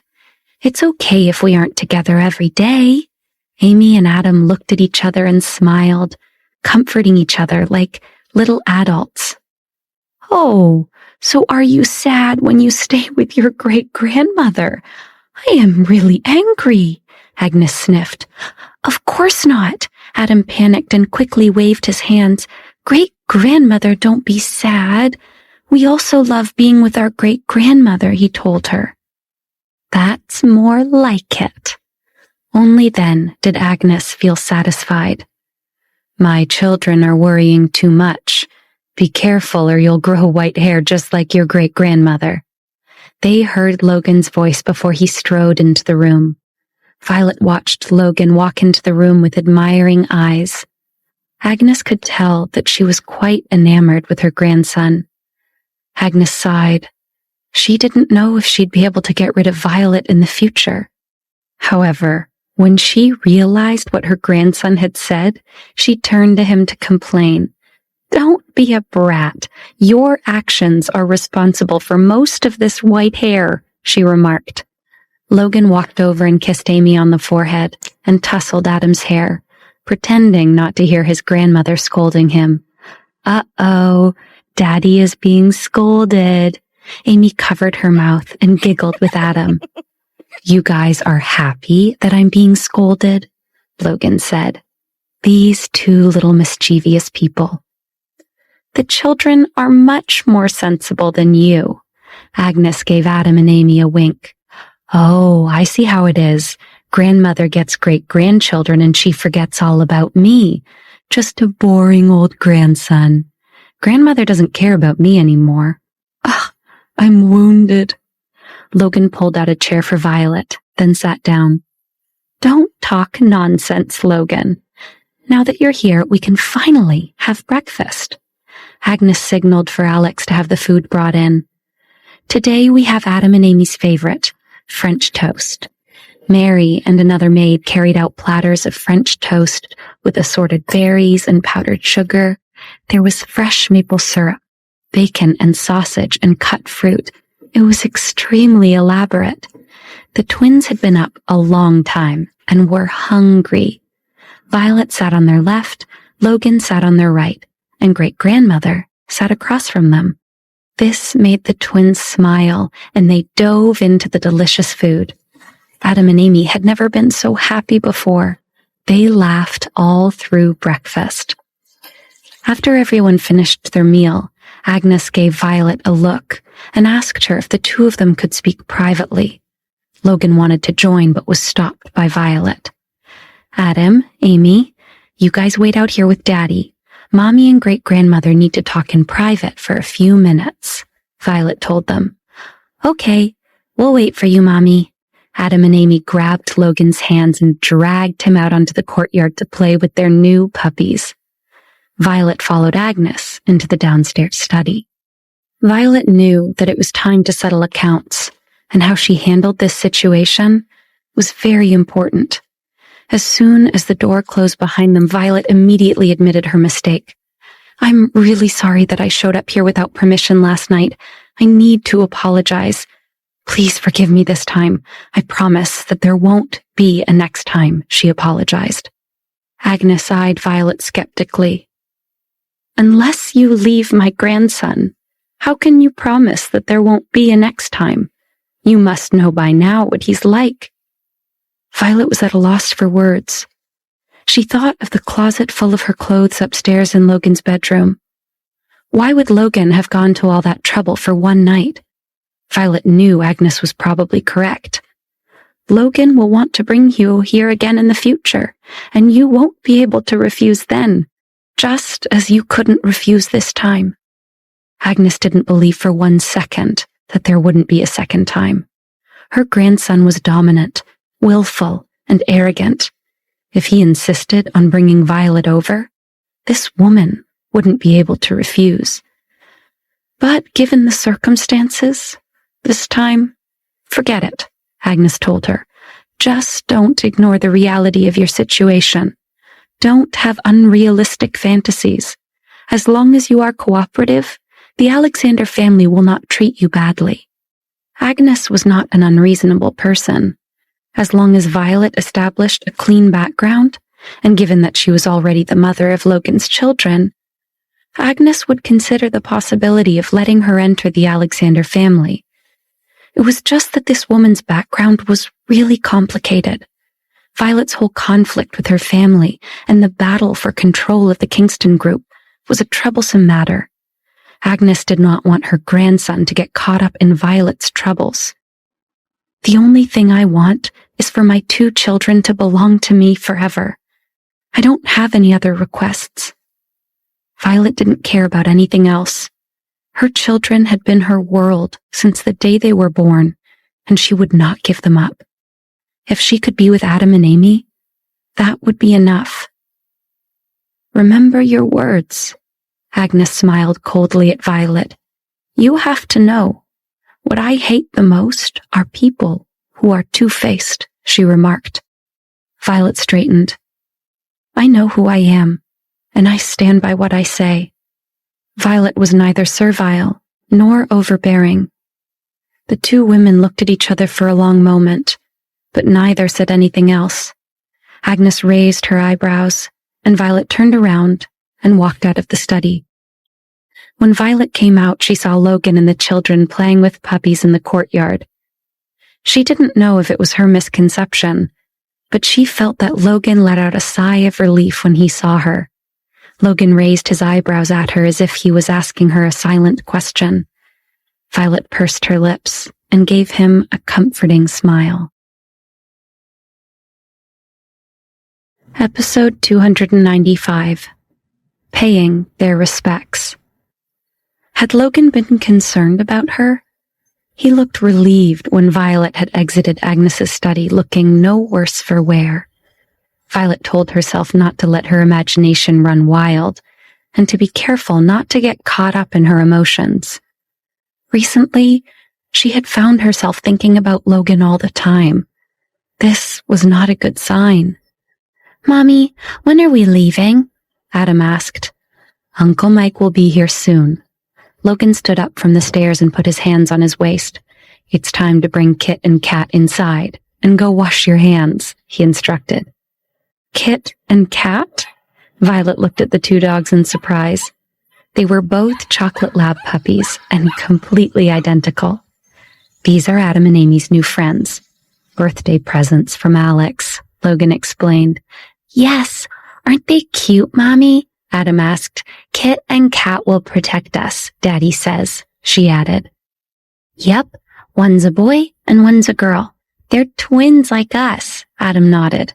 The 2 of them raised their small faces and looked at Logan and Violet with silly smiles. Mike arrived a few minutes later to pick them up. Today he drove an elegant limo so that they could all fit in one vehicle. After picking them up from the old residence, Mike still had to pick up Haley and Noah. Adam and Amy wanted to take Kit and Kat with them, but Violet and Logan talked them out of it. The puppies had been playing like crazy since yesterday and were tired. The children thought about it and decided reluctantly to let them rest at home. When they pulled in front of Haley's apartment building, they saw that she was already outside waiting for them, and Noah was with her. Haley and Noah were both sipping venti-sized coffees and looked a little tired. Noah carried a pink donut box. When the car stopped, Violet and the children got out of the car, and the 2 of them walked over to greet them. I brought donuts, Noah told them. No need to buy anything. There are all kinds of things in the car, Logan said as he stood by the door of the limo. His dark eyebrows were knitted together, and he wore his usual serious expression. Logan was young, but carried himself in a way that made him seem much older than his age. Watching Logan greet Noah, Violet was struck at that moment at how completely different Logan acted when the two of them were alone. Looking at him now, Logan seemed so cold and arrogant. Gone was the affectionate and passionate man who teased Violet and called her baby, not to mention his dimples were once again hidden from the world. Violet resisted the urge to explain to Noah and Haley that Logan was, in fact, not a cold person. It was just that he showed that other side to just a few people. After thinking about it, she guessed Noah and Haley must both by now have a certain understanding of Logan. Her explanation would be unnecessary. Then why was Violet suddenly worried that her friends would misunderstand Logan? She didn't want others to have a bad impression of him. Did Violet actually feel protective of Logan? Haley helped the children into the car and Noah sat beside her. Adam had been feeling like they had been neglecting their godfather and godmother. The children were excited to spend the day with them today.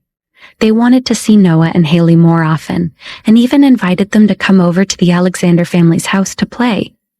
The children didn't know that Violet was prohibited from entering the old residence, so when the twins invited her to come play, Haley looked at Violet. Haley was annoyed. It seemed that everyone was welcome to come and visit the children at the old residence, except their own mother. Haley quietly complained, not for the first time, about the unfairness to Violet. "Don't think that way," Violet told her. "I have an agreement with her. Besides, Agnes is also thinking about the children. Anyway, I'm very busy. Hopefully, when I regain control of the Kingston group, Agnes's impression of me will improve. We'll see when the time comes." Violet hoped if things went well, Agnes would slowly begin to acknowledge her. Haley wasn't buying it, though. "Then she is a snob. So you're suddenly a good person just because you're the head of the Kingston group?" Haley was growing angry. If this happened, Haley would look down on Agnes. "Don't say that. It's not always wrong to be a bit selfish. Agnes just wants what's best for her grandson and the rest of the Alexander family," Violet shrugged. She was much more sober and calm compared to when she was young. With Violet's current thoughts and personality, if she were to return to the time when her parents passed away, she would definitely not let her grandfather suffer so much. "You are too kind, always thinking of others." Haley shook her head, still not satisfied. "Agnes treats the children well. Besides, you saw the gift Logan gave the children for their birthday. What else do I need? Adam and Amy will be taken care of for the rest of their lives. That's enough to make me happy." Violet knew her limits. Now, she had to focus on her work. She had to train hard so she wouldn't delay Jay's progress, and she had to be smart in the fight for the Kingston group. Haley saw that Violet had already made up her mind, so she didn't try to persuade her anymore. Before Violet returned to Los Angeles, she had felt that it was impossible to take back the Kingston group. After all, Noah had told Violet they had a devil like Logan as their backer. If she annoyed him, who knew how he would deal with Violet? Who would have thought that when she returned to LA, Violet would eventually find herself in a relationship with that same devil? Violet's grandfather was buried in Forest Lawn Memorial Park, high in the Hollywood Hills. Many past Los Angeles luminaries were buried there.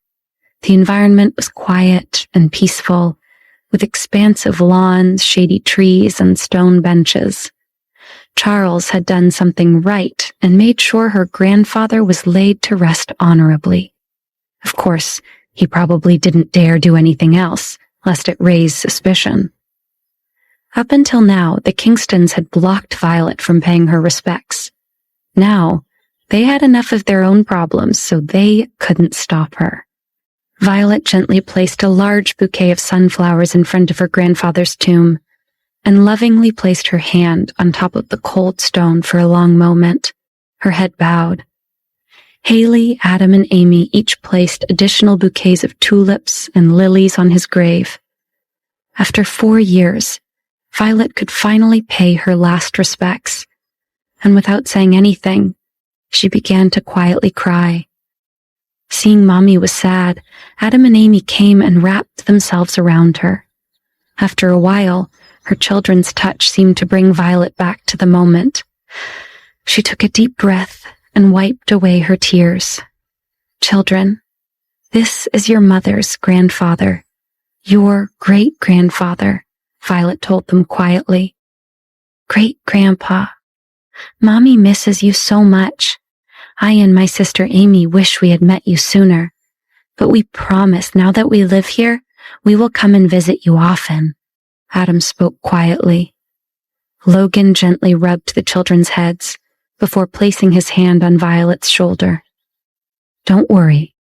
I will take good care of Violet and the children," Logan announced. "And I will definitely follow your will. I will do what I promised you, Kenneth. I will not let you down," Noah added. Hearing the 3 most important men in her life now, Adam, Logan, and Noah, promise the man who had once been her whole world that they would look out for her, Violet was deeply touched. Episode 296. An overwhelming sense of familiarity. They stood with Violet in front of her grandfather's tomb for a long time. After a while, Haley wanted to give Violet some time to be alone with him, so she invited Adam, Amy, Noah, and Logan to sit on the white marble steps nearby and talk. The children were telling Haley all about their new puppies. Seeing that they were distracted, Noah quietly asked about Logan's company. "I've heard rumblings of internal troubles with the Smith group. If you need my help with anything, you don't even have to ask. Just tell me what you need." "Don't worry, I've got it under control. Just remember in the future that no matter what happens at Smith Group, you have to remain calm. It won't affect your firm," Logan assured. Noah didn't understand Logan's words, but he wouldn't ask for more detail. It seemed like Logan knew something was about to happen in the Smith Group. Was it because Logan himself was planning something? At Noah's silence, Logan turned to face him, a fierce look in his eyes. "What? You don't trust me?" he remarked. "What are you talking about? I have no reason to doubt you. I know whatever happens, you can handle it." Noah slapped Logan's shoulder. "Anyway, no matter what happens with you and Haley by their side, I am much more at ease." Logan looked at the children and over at Violet. No one knew they were talking about Violet and the children. "You and Violet, you two..." Noah wanted to ask Logan something, but he didn't know if he should. After all, when Logan and Violet first got together, Logan said that he wouldn't marry Violet. "I know what you're going to ask, Noah." Logan glanced at him, then looked off into the distance, as if seeing something only he could see. "I'm going to tell you the truth. There is a person in my heart. If I can't find her in this lifetime, then Violet and I might have a chance. But I just don't know if I'll ever find her," Logan told him. Logan didn't elaborate to Noah, but he was talking about his kidnapping case. There had been a couple and a girl that had helped save him. Logan hadn't been able to forget that little girl ever since. There were no real images to support it, just Logan's fuzzy memories. Grandmother was sure that the little girl had been a dream. Logan had been searching for her for so long. Sometimes he wondered if his grandmother might be right. He didn't know how long he could go on waiting, but he still wanted to let Noah know. Probably because he had accompanied Violet today to pay her respects to her grandfather, Logan was feeling a bit emotional. He looked at Violet, who was kneeling in front of Kenneth Kingston's tombstone. "What I just told you, keep that between you and me," Logan stated. "Of course. Actually, I have something to tell you as well, Logan," Noah started. "What? Tell me," Logan asked. "In the future, Violet will definitely want her own family. At that time, if she wants to, I hope you will let her go, he commented. That's none of your business. Who are you to question me? Logan didn't like how it felt to hear this from Noah. If someone wanted to take away his Violet, they would be Logan's enemy. I am her friend, and we are like family. I am qualified because I care about her best interests. Noah didn't give in. He was not afraid of Logan. My relationship with Violet is none of your concern. Unless I end our relationship, she will always be mine. Logan was obviously very unhappy, and his temper had flared up. He didn't want to talk about this with Noah anymore. Noah dropped it for the time being, but he wasn't letting this issue go. He'd make sure that Logan did right by Violet. Anyway, Noah was already investigating the marriage partner that Kenneth Kingston had once arranged for Violet. Noah was curious what Logan would do then. Logan stood up and told Noah to keep his mouth shut. Then he went to Kenneth Kingston's tombstone and gently pulled Violet up. There will be many chances to see him in the future. Don't be too sad today, Violet. The children are here. We still need to go see your parents, Logan told her softly. Violet's parents' graves were also in this cemetery, but in an older section. They had to take a detour. Violet went down with Logan's help and called Haley and the twins, and everyone headed to see Violet's parents together. Haley felt satisfied as she watched Logan supporting Violet today. She felt that even if the two of them didn't have that kind of a relationship, Logan treated Violet quite well. She could learn to accept the situation if her friend was happy. Walking beside Haley, Noah was lost in his own thoughts. When he'd heard what Logan had said about another woman, Noah had been shocked. He had known Logan a long time, and he had never seen him maintain a close relationship with or date anyone. Who exactly was the person that occupied such an important place in Logan's heart? Noah had thought that since Violet and Logan's relationship had reached this stage, and given that they had children together, Logan would consider marrying Violet. However, Noah hadn't expected this. This made things complicated. What if one day this person suddenly reappeared? Violet would be completely at a disadvantage. The wistful way Logan had spoken about this person, it had sounded as if he'd found and then lost his soulmate. How could Violet compete with that? When they arrived at Violet's parents' tomb, Logan saw that her parents had been laid to rest together. They'd both died in the same car accident at the same time. As for what exactly had happened, Violet actually didn't know. She'd always felt that there was something about her parents' accident that she hadn't been told. Some missing piece of information. Violet didn't know what it could be, though. As Violet bent to lay flowers on her parents' tomb, Logan noticed that above the inscription there were two pictures. Knowing these must be pictures of Violet's parents, Logan leaned in for a closer look. But when he did, Logan suddenly felt the hairs on the back of his neck stand up. He was stunned when he saw the photos of Richard and Dahlia Kingston. He'd seen them before. Noah looked at him curiously. What's wrong? Are you thinking he looks like Charles? I've never seen the family resemblance between Charles and his brother myself. Noah had always felt that Charles and Richard Kingston were people from two different worlds. Not only had the brothers not looked alike, but they had also been polar opposites in personality as well. Noah really had no idea how their parents gave birth to two such completely different sons. No, that's right. What you said is right. Logan was stunned. After staring for a while longer, he nodded to show Noah that that was what he'd been thinking too. But it wasn't. What Logan was thinking is that when he'd seen the photos of Violet's parents just now, he'd felt an overwhelming sense of familiarity. Logan felt certain that he had seen these two people somewhere before. If he had seen them once, he didn't think he would forget them.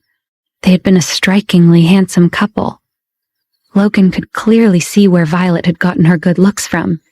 He'd been attracted to her the moment he saw her face. It was unforgettable. So why didn't he have any strong memories of her parents? Yet they seemed so familiar. Violet and the children arranged the flowers on her parents' tombstone and spoke to them for a while. Violet looked at the images of her parents. They had died so young. How hard that must have been on her grandfather. A parent should never have to bury their child. Violet and Logan were quiet most of the way back to the car, both lost in their own thoughts. Finally, Logan broke the silence.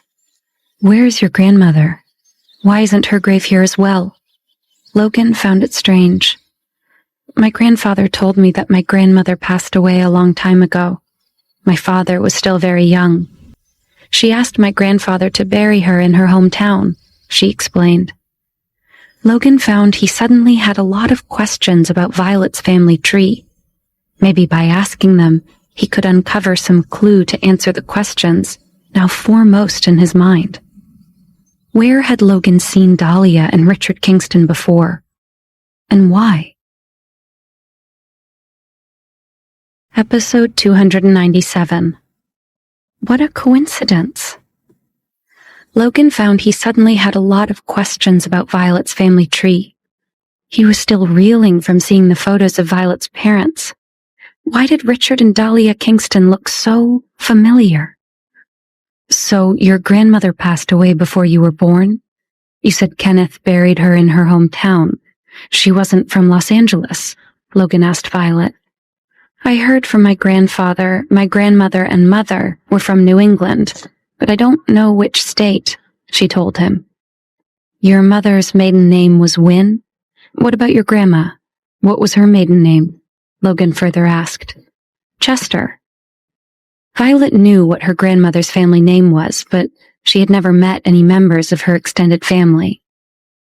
"Well, since your grandmother lived on the opposite coast of the U.S., it seems natural that they might have fallen out of touch, especially after connecting relatives passed away," Logan theorized. "Obviously none of the Kingston family ever sought them out," he added. "I've often wondered if my life would have turned out differently if my other relatives had been involved in my life when my parents passed away." Violet had stopped walking and looked up at Logan somewhat longingly. "It's not too late to contact them. With all the genealogy and DNA testing going on today, I bet locating some of your relatives wouldn't be too hard. Once you regain your position in the Kingston family, you will have the freedom to do whatever you wish. It will just be up to you," he remarked. "Will you help me?" she asked. Logan pulled Violet into his arms. "That all depends," he said, and smiled mischievously. "Let me guess. It will depend on my performance," Violet said dryly. "Ah, I see my fair Violet is learning," Logan grinned. "Yes, indeed.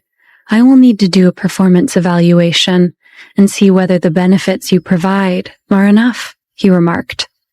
Violet rolled her eyes at him, and then, twisting out of his arms, began to walk forward. Violet had only gone a few steps when her shoe caught in the grass. She would have fallen to the ground if Logan hadn't quickly caught her. The two of them looked at each other and smiled. Violet's hair had fallen forward into her face. Logan gently tucked Violet's hair behind her ear, then stroked his thumb across her cheek. It was as if the two had forgotten anyone else was around as they stared into each other's eyes. Then Logan took her hand as they continued to walk back to the car. Adam and Amy accidentally saw their parents together. They covered their mouths and giggled secretly. Who said that Daddy and Mommy weren't in a good relationship? Daddy and Mommy only had eyes for each other. The car was quiet on the way back. Logan was caught up in his thoughts, thinking about Noah's words and the photos of Richard and Dahlia Kingston. Violet was lost in her own thoughts, thinking about the things that had happened when she was young. She suddenly missed her grandmother even though she had never met her. She didn't know if she would be able to one day visit her grandmother's hometown. What kind of place was it exactly? Violet suddenly wanted to speed up the recovery of the Kingston group. When the time came, she would be able to do so many things. Seeing that their friends were both lost in thought, Haley and Noah quietly talked to each other. Adam and Amy were tired and quickly fell asleep during the drive back. They had reservations for lunch at DeLuca's, an Italian restaurant in Beverly Hills.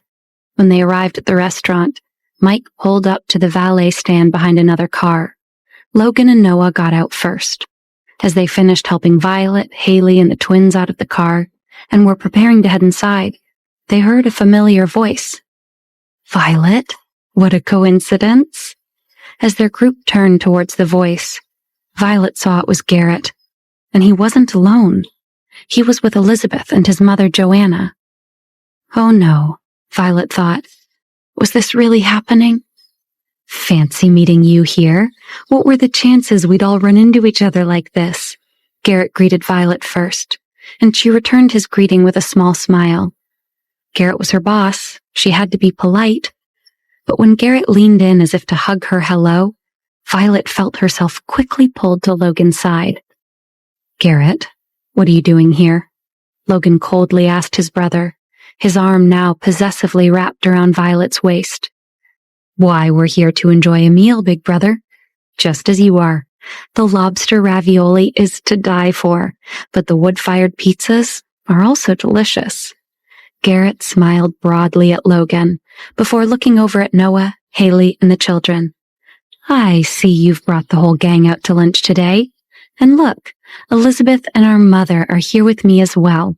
It's a veritable family reunion. What an unexpected surprise," he announced.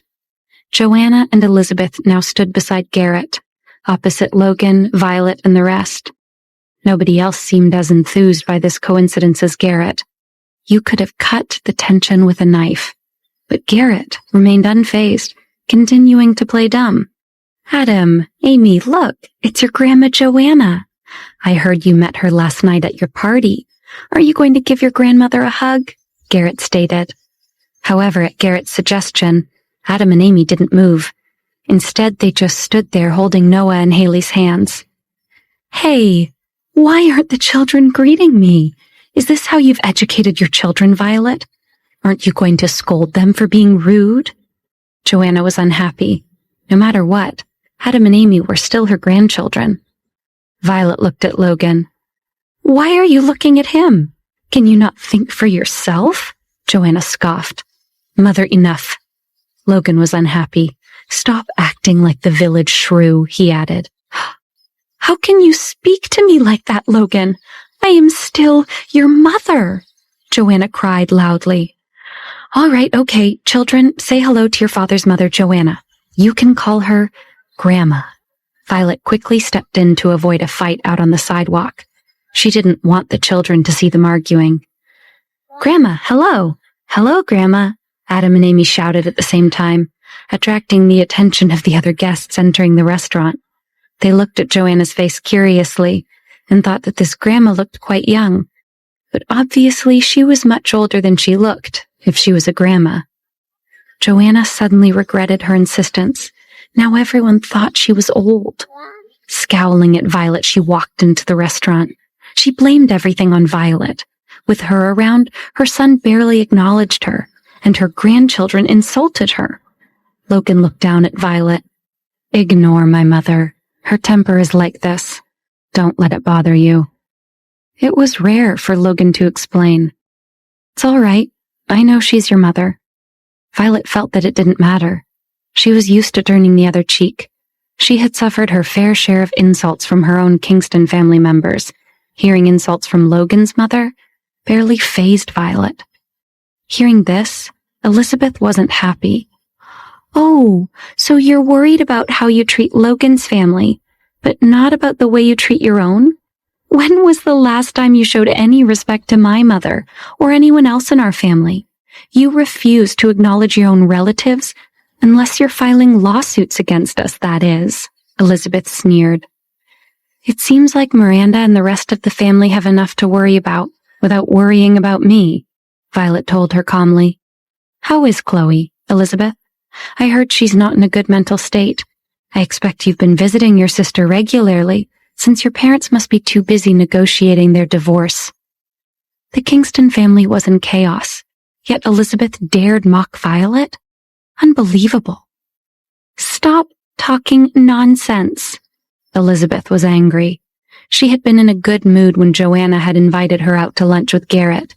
Now, she had not only had her good mood spoiled by Violet's presence, but also reminders of Chloe. Her sister was a burden as far as Elizabeth was concerned. For one thing, she hadn't been able to be with Lionel again as she'd hoped. Not only did Lionel have to take care of the company's business, but he also had to go to the hospital after work. He was so busy that by the time Joanna had left that night, Lionel had already gone to bed, exhausted. He hadn't even had the desire to wait up to get close to her. So now Elizabeth was frustrated. Her needs were more vigorous, and they hadn't been satisfied. After Joanna's advice to give up her visits to Risqué, it's not like she had another way to vent her desires. Violet, you must be quite pleased with yourself. With my sister's current condition, the way has been cleared for you to hook up with Lionel. You must be so happy, Elizabeth said snidely. When Logan heard what Elizabeth said, the expression on his face immediately went from cold to downright frigid. Episode 298. Stay away from her. When Logan heard what Elizabeth said, the expression on his face immediately went from cold to downright frigid. You must be so happy, Violet. With Chloe incapacitated, you and Lionel can be together, even though he is way too good a man for you. You don't deserve him, Elizabeth shouted. At Elizabeth's suggestion that Lionel and Violet could now be together, Logan looked furious. When Haley saw the look on Logan's face, she took it as her cue to quickly usher the children inside the restaurant. She grabbed Adam's hand, and Noah took Amy's.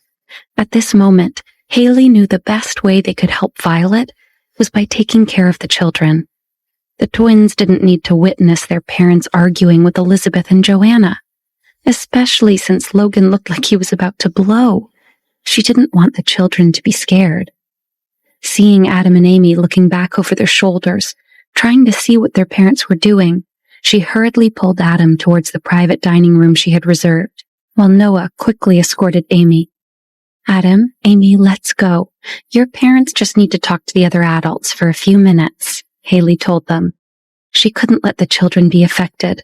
Knowing Elizabeth and Joanna, they were probably trying to make the children nervous and frightened. How could the twins live a peaceful life like this? Haley worried about Adam and Amy's future. Even if they were happy living with Agnes right now, at some point, she believed they would grow to resent their separation from their parents. Every day they spent away from Violet was another chance for them to hear disparaging remarks about their mother. And not just from Elizabeth and Joanna like today, but Agnes herself. Their great-grandmother had made no secret of her dislike for their mother. Children were smart. Haley suspected they already sensed something was off, but with increased understanding would be increased conflict. Once Adam and Amy figured it out, they would definitely not get along well with Agnes. There would be conflicts between them, resulting in cracks in their relationship. Of course, Joanna and Elizabeth would love to put a wedge between Agnes and her heirs. Right now, though, it was up to Haley and Noah to protect them from the conflict outside. The argument would be settled by Logan and Violet. She and Noah only needed to take care of the children. I wonder what delicious food they serve here. Let's take a look at the menu first. Then when Mommy and Daddy arrive, we can tell them what we think sounds good. Haley opened the menu on the table in front of the children. Yes, let's look at the menu. I, for one, am craving pizza. Do the two of you still remember the toppings that Godmother and Godfather like to eat? Noah also joined in on the fun, trying to distract the twins. Outside, Elizabeth regretted what she'd said immediately. She'd spoken out of impulse, and now Violet was looking at her suspiciously. Violet was indeed suspicious. She eyed Elizabeth. Interesting. When had Elizabeth become such a fan of Lionel's? In the past, Elizabeth had always looked down on Lionel, especially in comparison to Logan. Violet would have thought Elizabeth would do anything in her power to push Violet and Lionel together so that Elizabeth could go after Logan. Yet that didn't seem to be the case anymore. It was thought-provoking. "What are you talking about?" Logan asked Elizabeth coldly. "Why are you bringing up Lionel? Violet wants nothing to do with the man, and hasn't for a very long time." Logan got annoyed just hearing Violet and Lionel's names in the same sentence. "Logan, Violet asked me how Chloe was doing. I only answered her question. You don't think I'm bullying her again, do you?" Elizabeth looked pitiful, and her eyes were almost red like she was about to cry. Joanna quickly came out and pulled Logan to the side. "The two cousins are talking. Why are you, a man, getting involved? Come, have a meal with your mother and let Violet and her friends eat together, okay?" Joanna suggested. Logan quickly rejected her. "Absolutely not. I did not come here with you. I want to eat with Violet, my children, and our friends," he told her. "Then what did Elizabeth mean when she said you were helping Violet bully her?" Joanna asked him. "Elizabeth?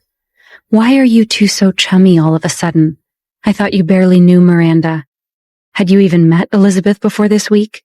Mother, what do you think you are doing?" Logan felt that it would be strange if his mother didn't have ulterior motives. "Why are you questioning me, Logan? You have really been led astray by this Violet. I will—" Joanna started, but before she could finish, Garrett interrupted her. "Hey, what's going on? Mom, what are you doing? Why are you angry with Logan again? Didn't I tell you that if he makes you angry, you just have to bear with it? It's not like you don't know his temper." Garrett tried to calm his mother down. "It's time to go inside and eat. No matter what, we are still family.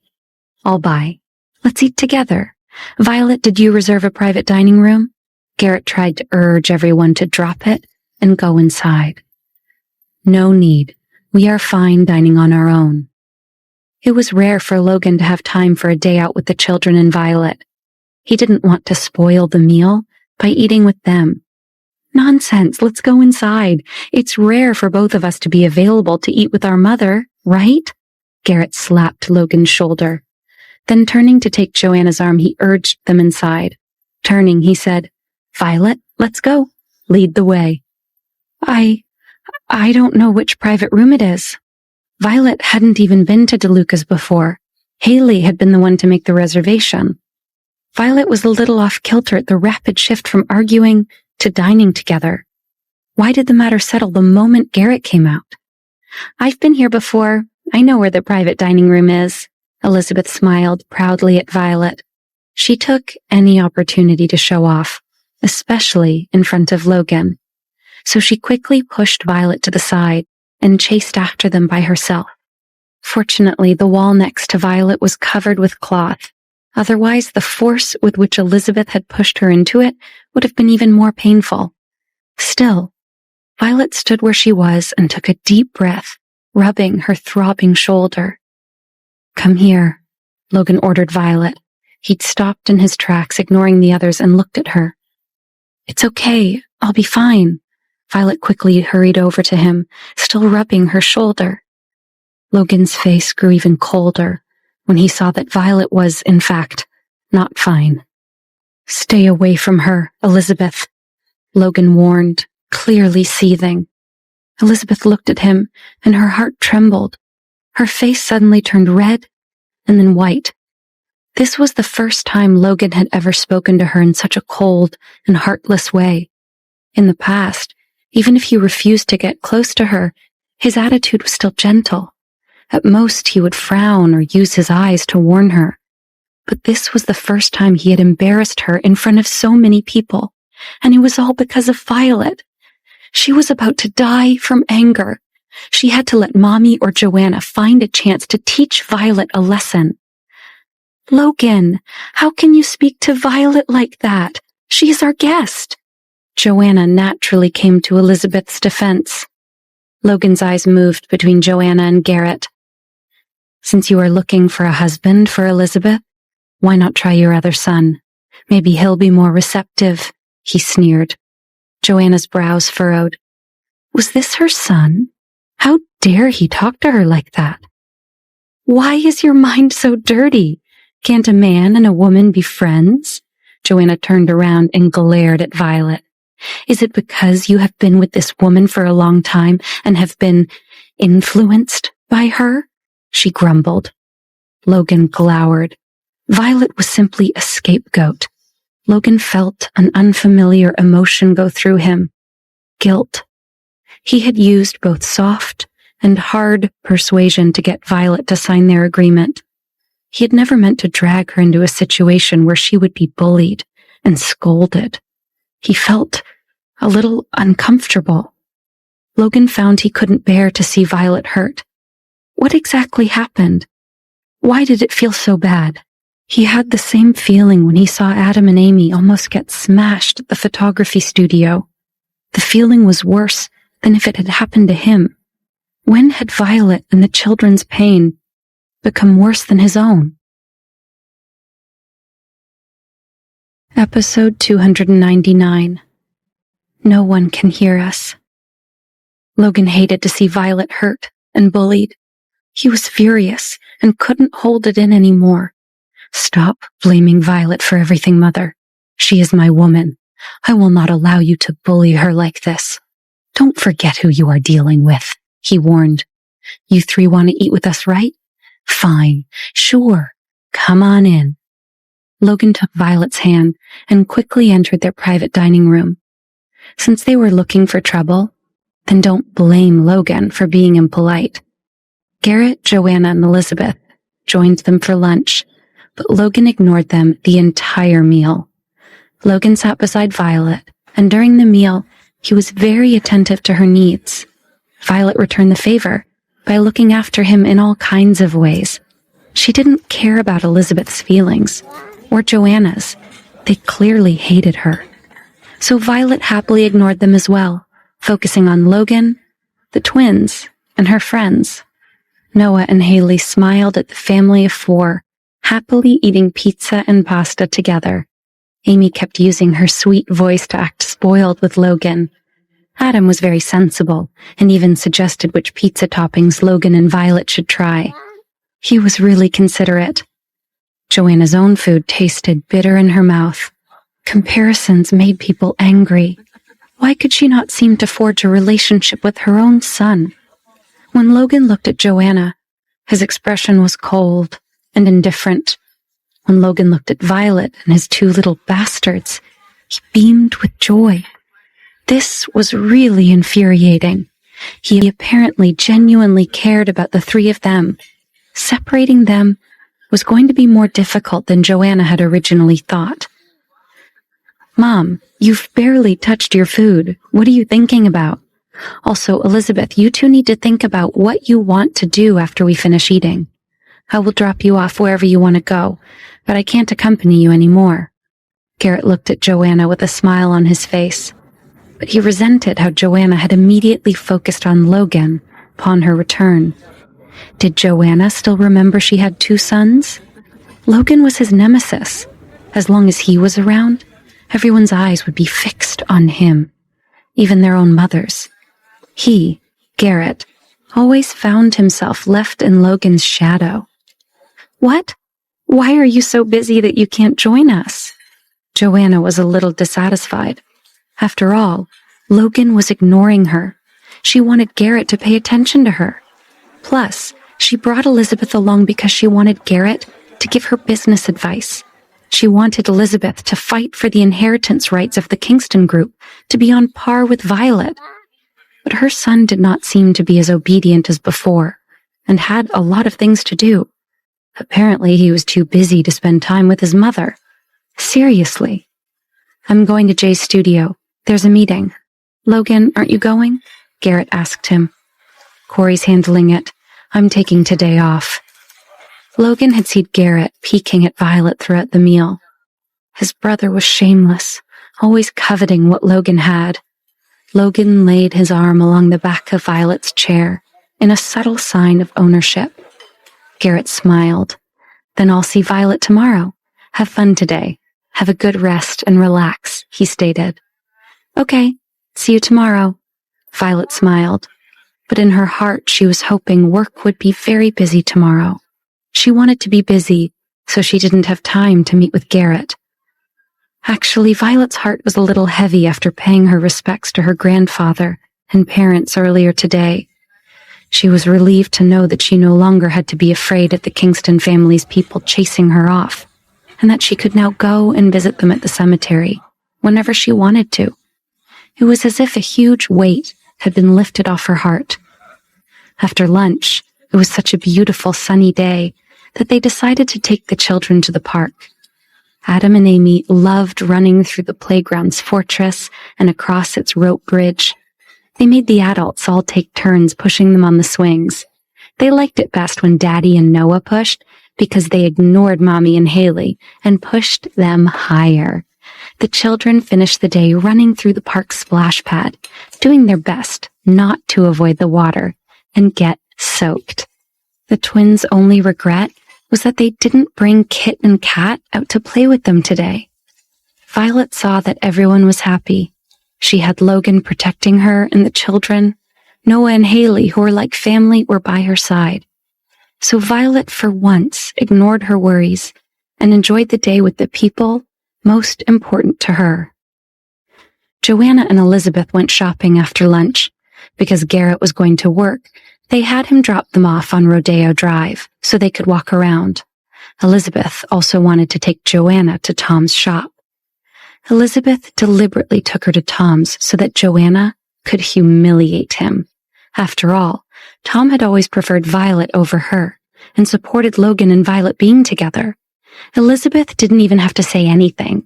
Joanna's temper took flight on its own. She ordered Tom around like a mere shop boy and complained about every outfit he showed her. Joanna insulted his designs and told Elizabeth loudly they should have gone to a real designer's shop. Elizabeth's eyes lit up at her success.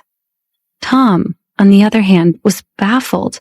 He was just a small designer and had done nothing to offend Elizabeth and Joanna. Why was Joanna making things so difficult for him? No matter what he did, she sought to belittle him, while Elizabeth just casually looked on. But Tom was a consummate professional. He remained cool and calm on the surface, not giving them the satisfaction of arguing with them.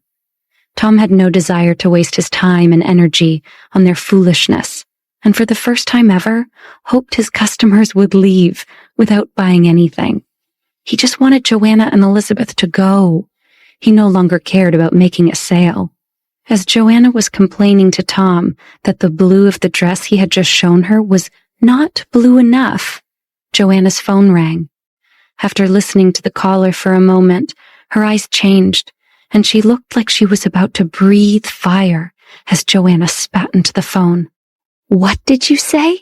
You're useless. You can't even handle such a small matter?" Wow, Tom thought. He realized Joanna hadn't even begun to show him how bad her temper could be. When she got angry, her domineering and unreasonable attitude overflowed. It was probably because she had always been catered to, that when something went wrong, she didn't know how to handle it. Beautiful women who had always gotten what they wanted because of their looks could be like that. Tom knew this. He worked with beautiful women all day. Joanna was growing even angrier, so Elizabeth quickly walked over and nervously waited by her side. What exactly had caused such a huge commotion? And what was Elizabeth getting nervous about? What did it have to do with her? Tom wondered. It seemed obvious to Tom that Joanna and Elizabeth had formed some sort of alliance. What were they up to? He decided that he would gather all the information he could, then call Haley later to fill her in on what he'd witnessed. Tom pretended to be reboxing the shoes Joanna had rejected and squatted down to eavesdrop. Joanna, Elizabeth stammered. What happened? She asked. Yes, I messed it up. I was discovered. Joanna hung up the phone and bit her lips as she sulked. Why were these people so useless? How could this be? Then, my dad, did he discover it? She inquired. They must not let Charles find out, or else she would be done for. Elizabeth, who had never been valued, would be stripped of any right to an inheritance, and she wouldn't be able to fight back. What are you afraid of? Calm down, Elizabeth. Even if he finds out about it, he won't know it was us who did it. What does it have to do with us? Joanna couldn't bear to see Elizabeth in such a panicked state. She did not look like a really rich, conniving lady at all. If Elizabeth wanted to play in the big leagues, Joanna would have to instruct her on how to act in the future. Joanna, please lower your voice. Elizabeth quickly waved her hand. What are you afraid of? No one can hear us. You're acting as timid as a mouse. Joanna pursed her lips in disdain. But someone could indeed hear them. Tom squatted down further in front of the Louboutin display, memorizing every word coming out of Joanna and Elizabeth's mouths. Episode 300. Tom tattles. Although Joanna claimed she didn't care if anyone was listening, she still looked around and only relaxed when she saw no one was paying attention to them. After what she'd heard on the phone, Joanna had more important things she needed to deal with, so she quickly grabbed the panicky Elizabeth and they left Tom's shop. After Joanna and Elizabeth left, Tom stood up and stretched his sore legs. His legs were numb from squatting down for so long, but it had been worth it. Elizabeth was extremely anxious just now. She had even said, "My dad didn't notice, did he?" What did this mean? Could it be that what Joanna had tried to do had something to do with Charles? Tom felt that something was not right. He decided he better call Logan directly and tell him what he had overheard. When Logan picked up, Tom quickly launched into his story. As Logan listened, he found himself growing uneasy. Logan had always thought Chloe and Miranda were the ones behind the Kingston family's dirty deeds. He'd always assumed Elizabeth was innocent, that she had been forced by her family to deceive Logan for 4 years. Could it be that Elizabeth was actually involved in her family's deceit? He didn't dare to believe. Then again, given what Tom said and what had happened at the hotel, Elizabeth was looking less pure than she had seemed. But what was the matter with Joanna? Why was his mother getting involved in the Kingston family's dirty business? Joanna didn't do anything just to be helpful. Everything with her was self-serving. She must want Elizabeth and the Kingston family in her debt. What was his mother thinking? "Did you hear anything else before they left?" Logan asked. "No, but judging from their tone, it seems like the matter hasn't been resolved yet," Tom replied. "All right, I got it. Thanks, Tom. I owe you one. This could be very helpful information," Logan told him sincerely. "I never really thought of myself as the James Bond type. How much risk did I take? I was almost discovered." Tom was still wound up from what had happened. "Don't be afraid. Even if they found out, I'd have your back. You know that, right?" Logan assured. Then in an attempt to lighten the mood, Logan added, "Hey, I've been meaning to ask you. Violet has begun working on the theme song with Jay. She's going to need styling for all of her appearances and contractual obligations. I'd rather have someone I trust styling her, not one of Garrett's people from Laurie Group. How about it?" he suggested. "Really? Of course I'd love that. Violet is my favorite client. Is it your call, though, if it's a Laurie Group project?" Tom asked. "I have an investment in this project, too. Let them try to say no. Without my cooperation, the project will go sideways. And if they actually dared to fight with me on this, I'd just pay you myself." Logan was a rich man, so he could well afford Tom's salary. "Got it." Tom was excited. Still wound up, he hurriedly called Haley after hanging up with Logan. He began to launch into a detailed description of all that had happened today. Haley laughed. "You know we're all together right now, Tom, right?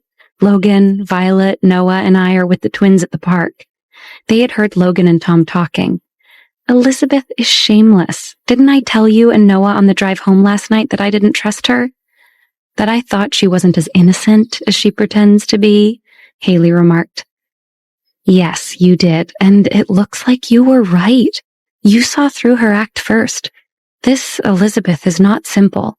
She is suffering from hardships, which is making her act out. Tom gritted his teeth. You don't know this part of the story because I didn't tell Logan. They came to my shop just to cause trouble today. Joanna and Elizabeth didn't buy anything. I swear that they just came by to try and humiliate me, he told her. Really? Tom, are you okay? You know to ignore anything they say, right? Haley asked, worried. Yeah, I stayed professional, but it was difficult, Tom confessed. Call me if you need to fight. I promise I'll be there to back you up. Haley looked ready to punch someone right now, which made Noah laugh. He'd been watching her talk to Tom on the phone. Noah appreciated how loyal and feisty Haley was. There was something very attractive about such a strong woman, who also had such a nurturing side. Noah felt a ripple in his heart. He really wanted to kiss this woman right now. After Haley hung up with Tom, they stayed at the park another hour or so. Adam and Amy seemed to have a never-ending supply of energy, but the adults were all sweating and out of breath.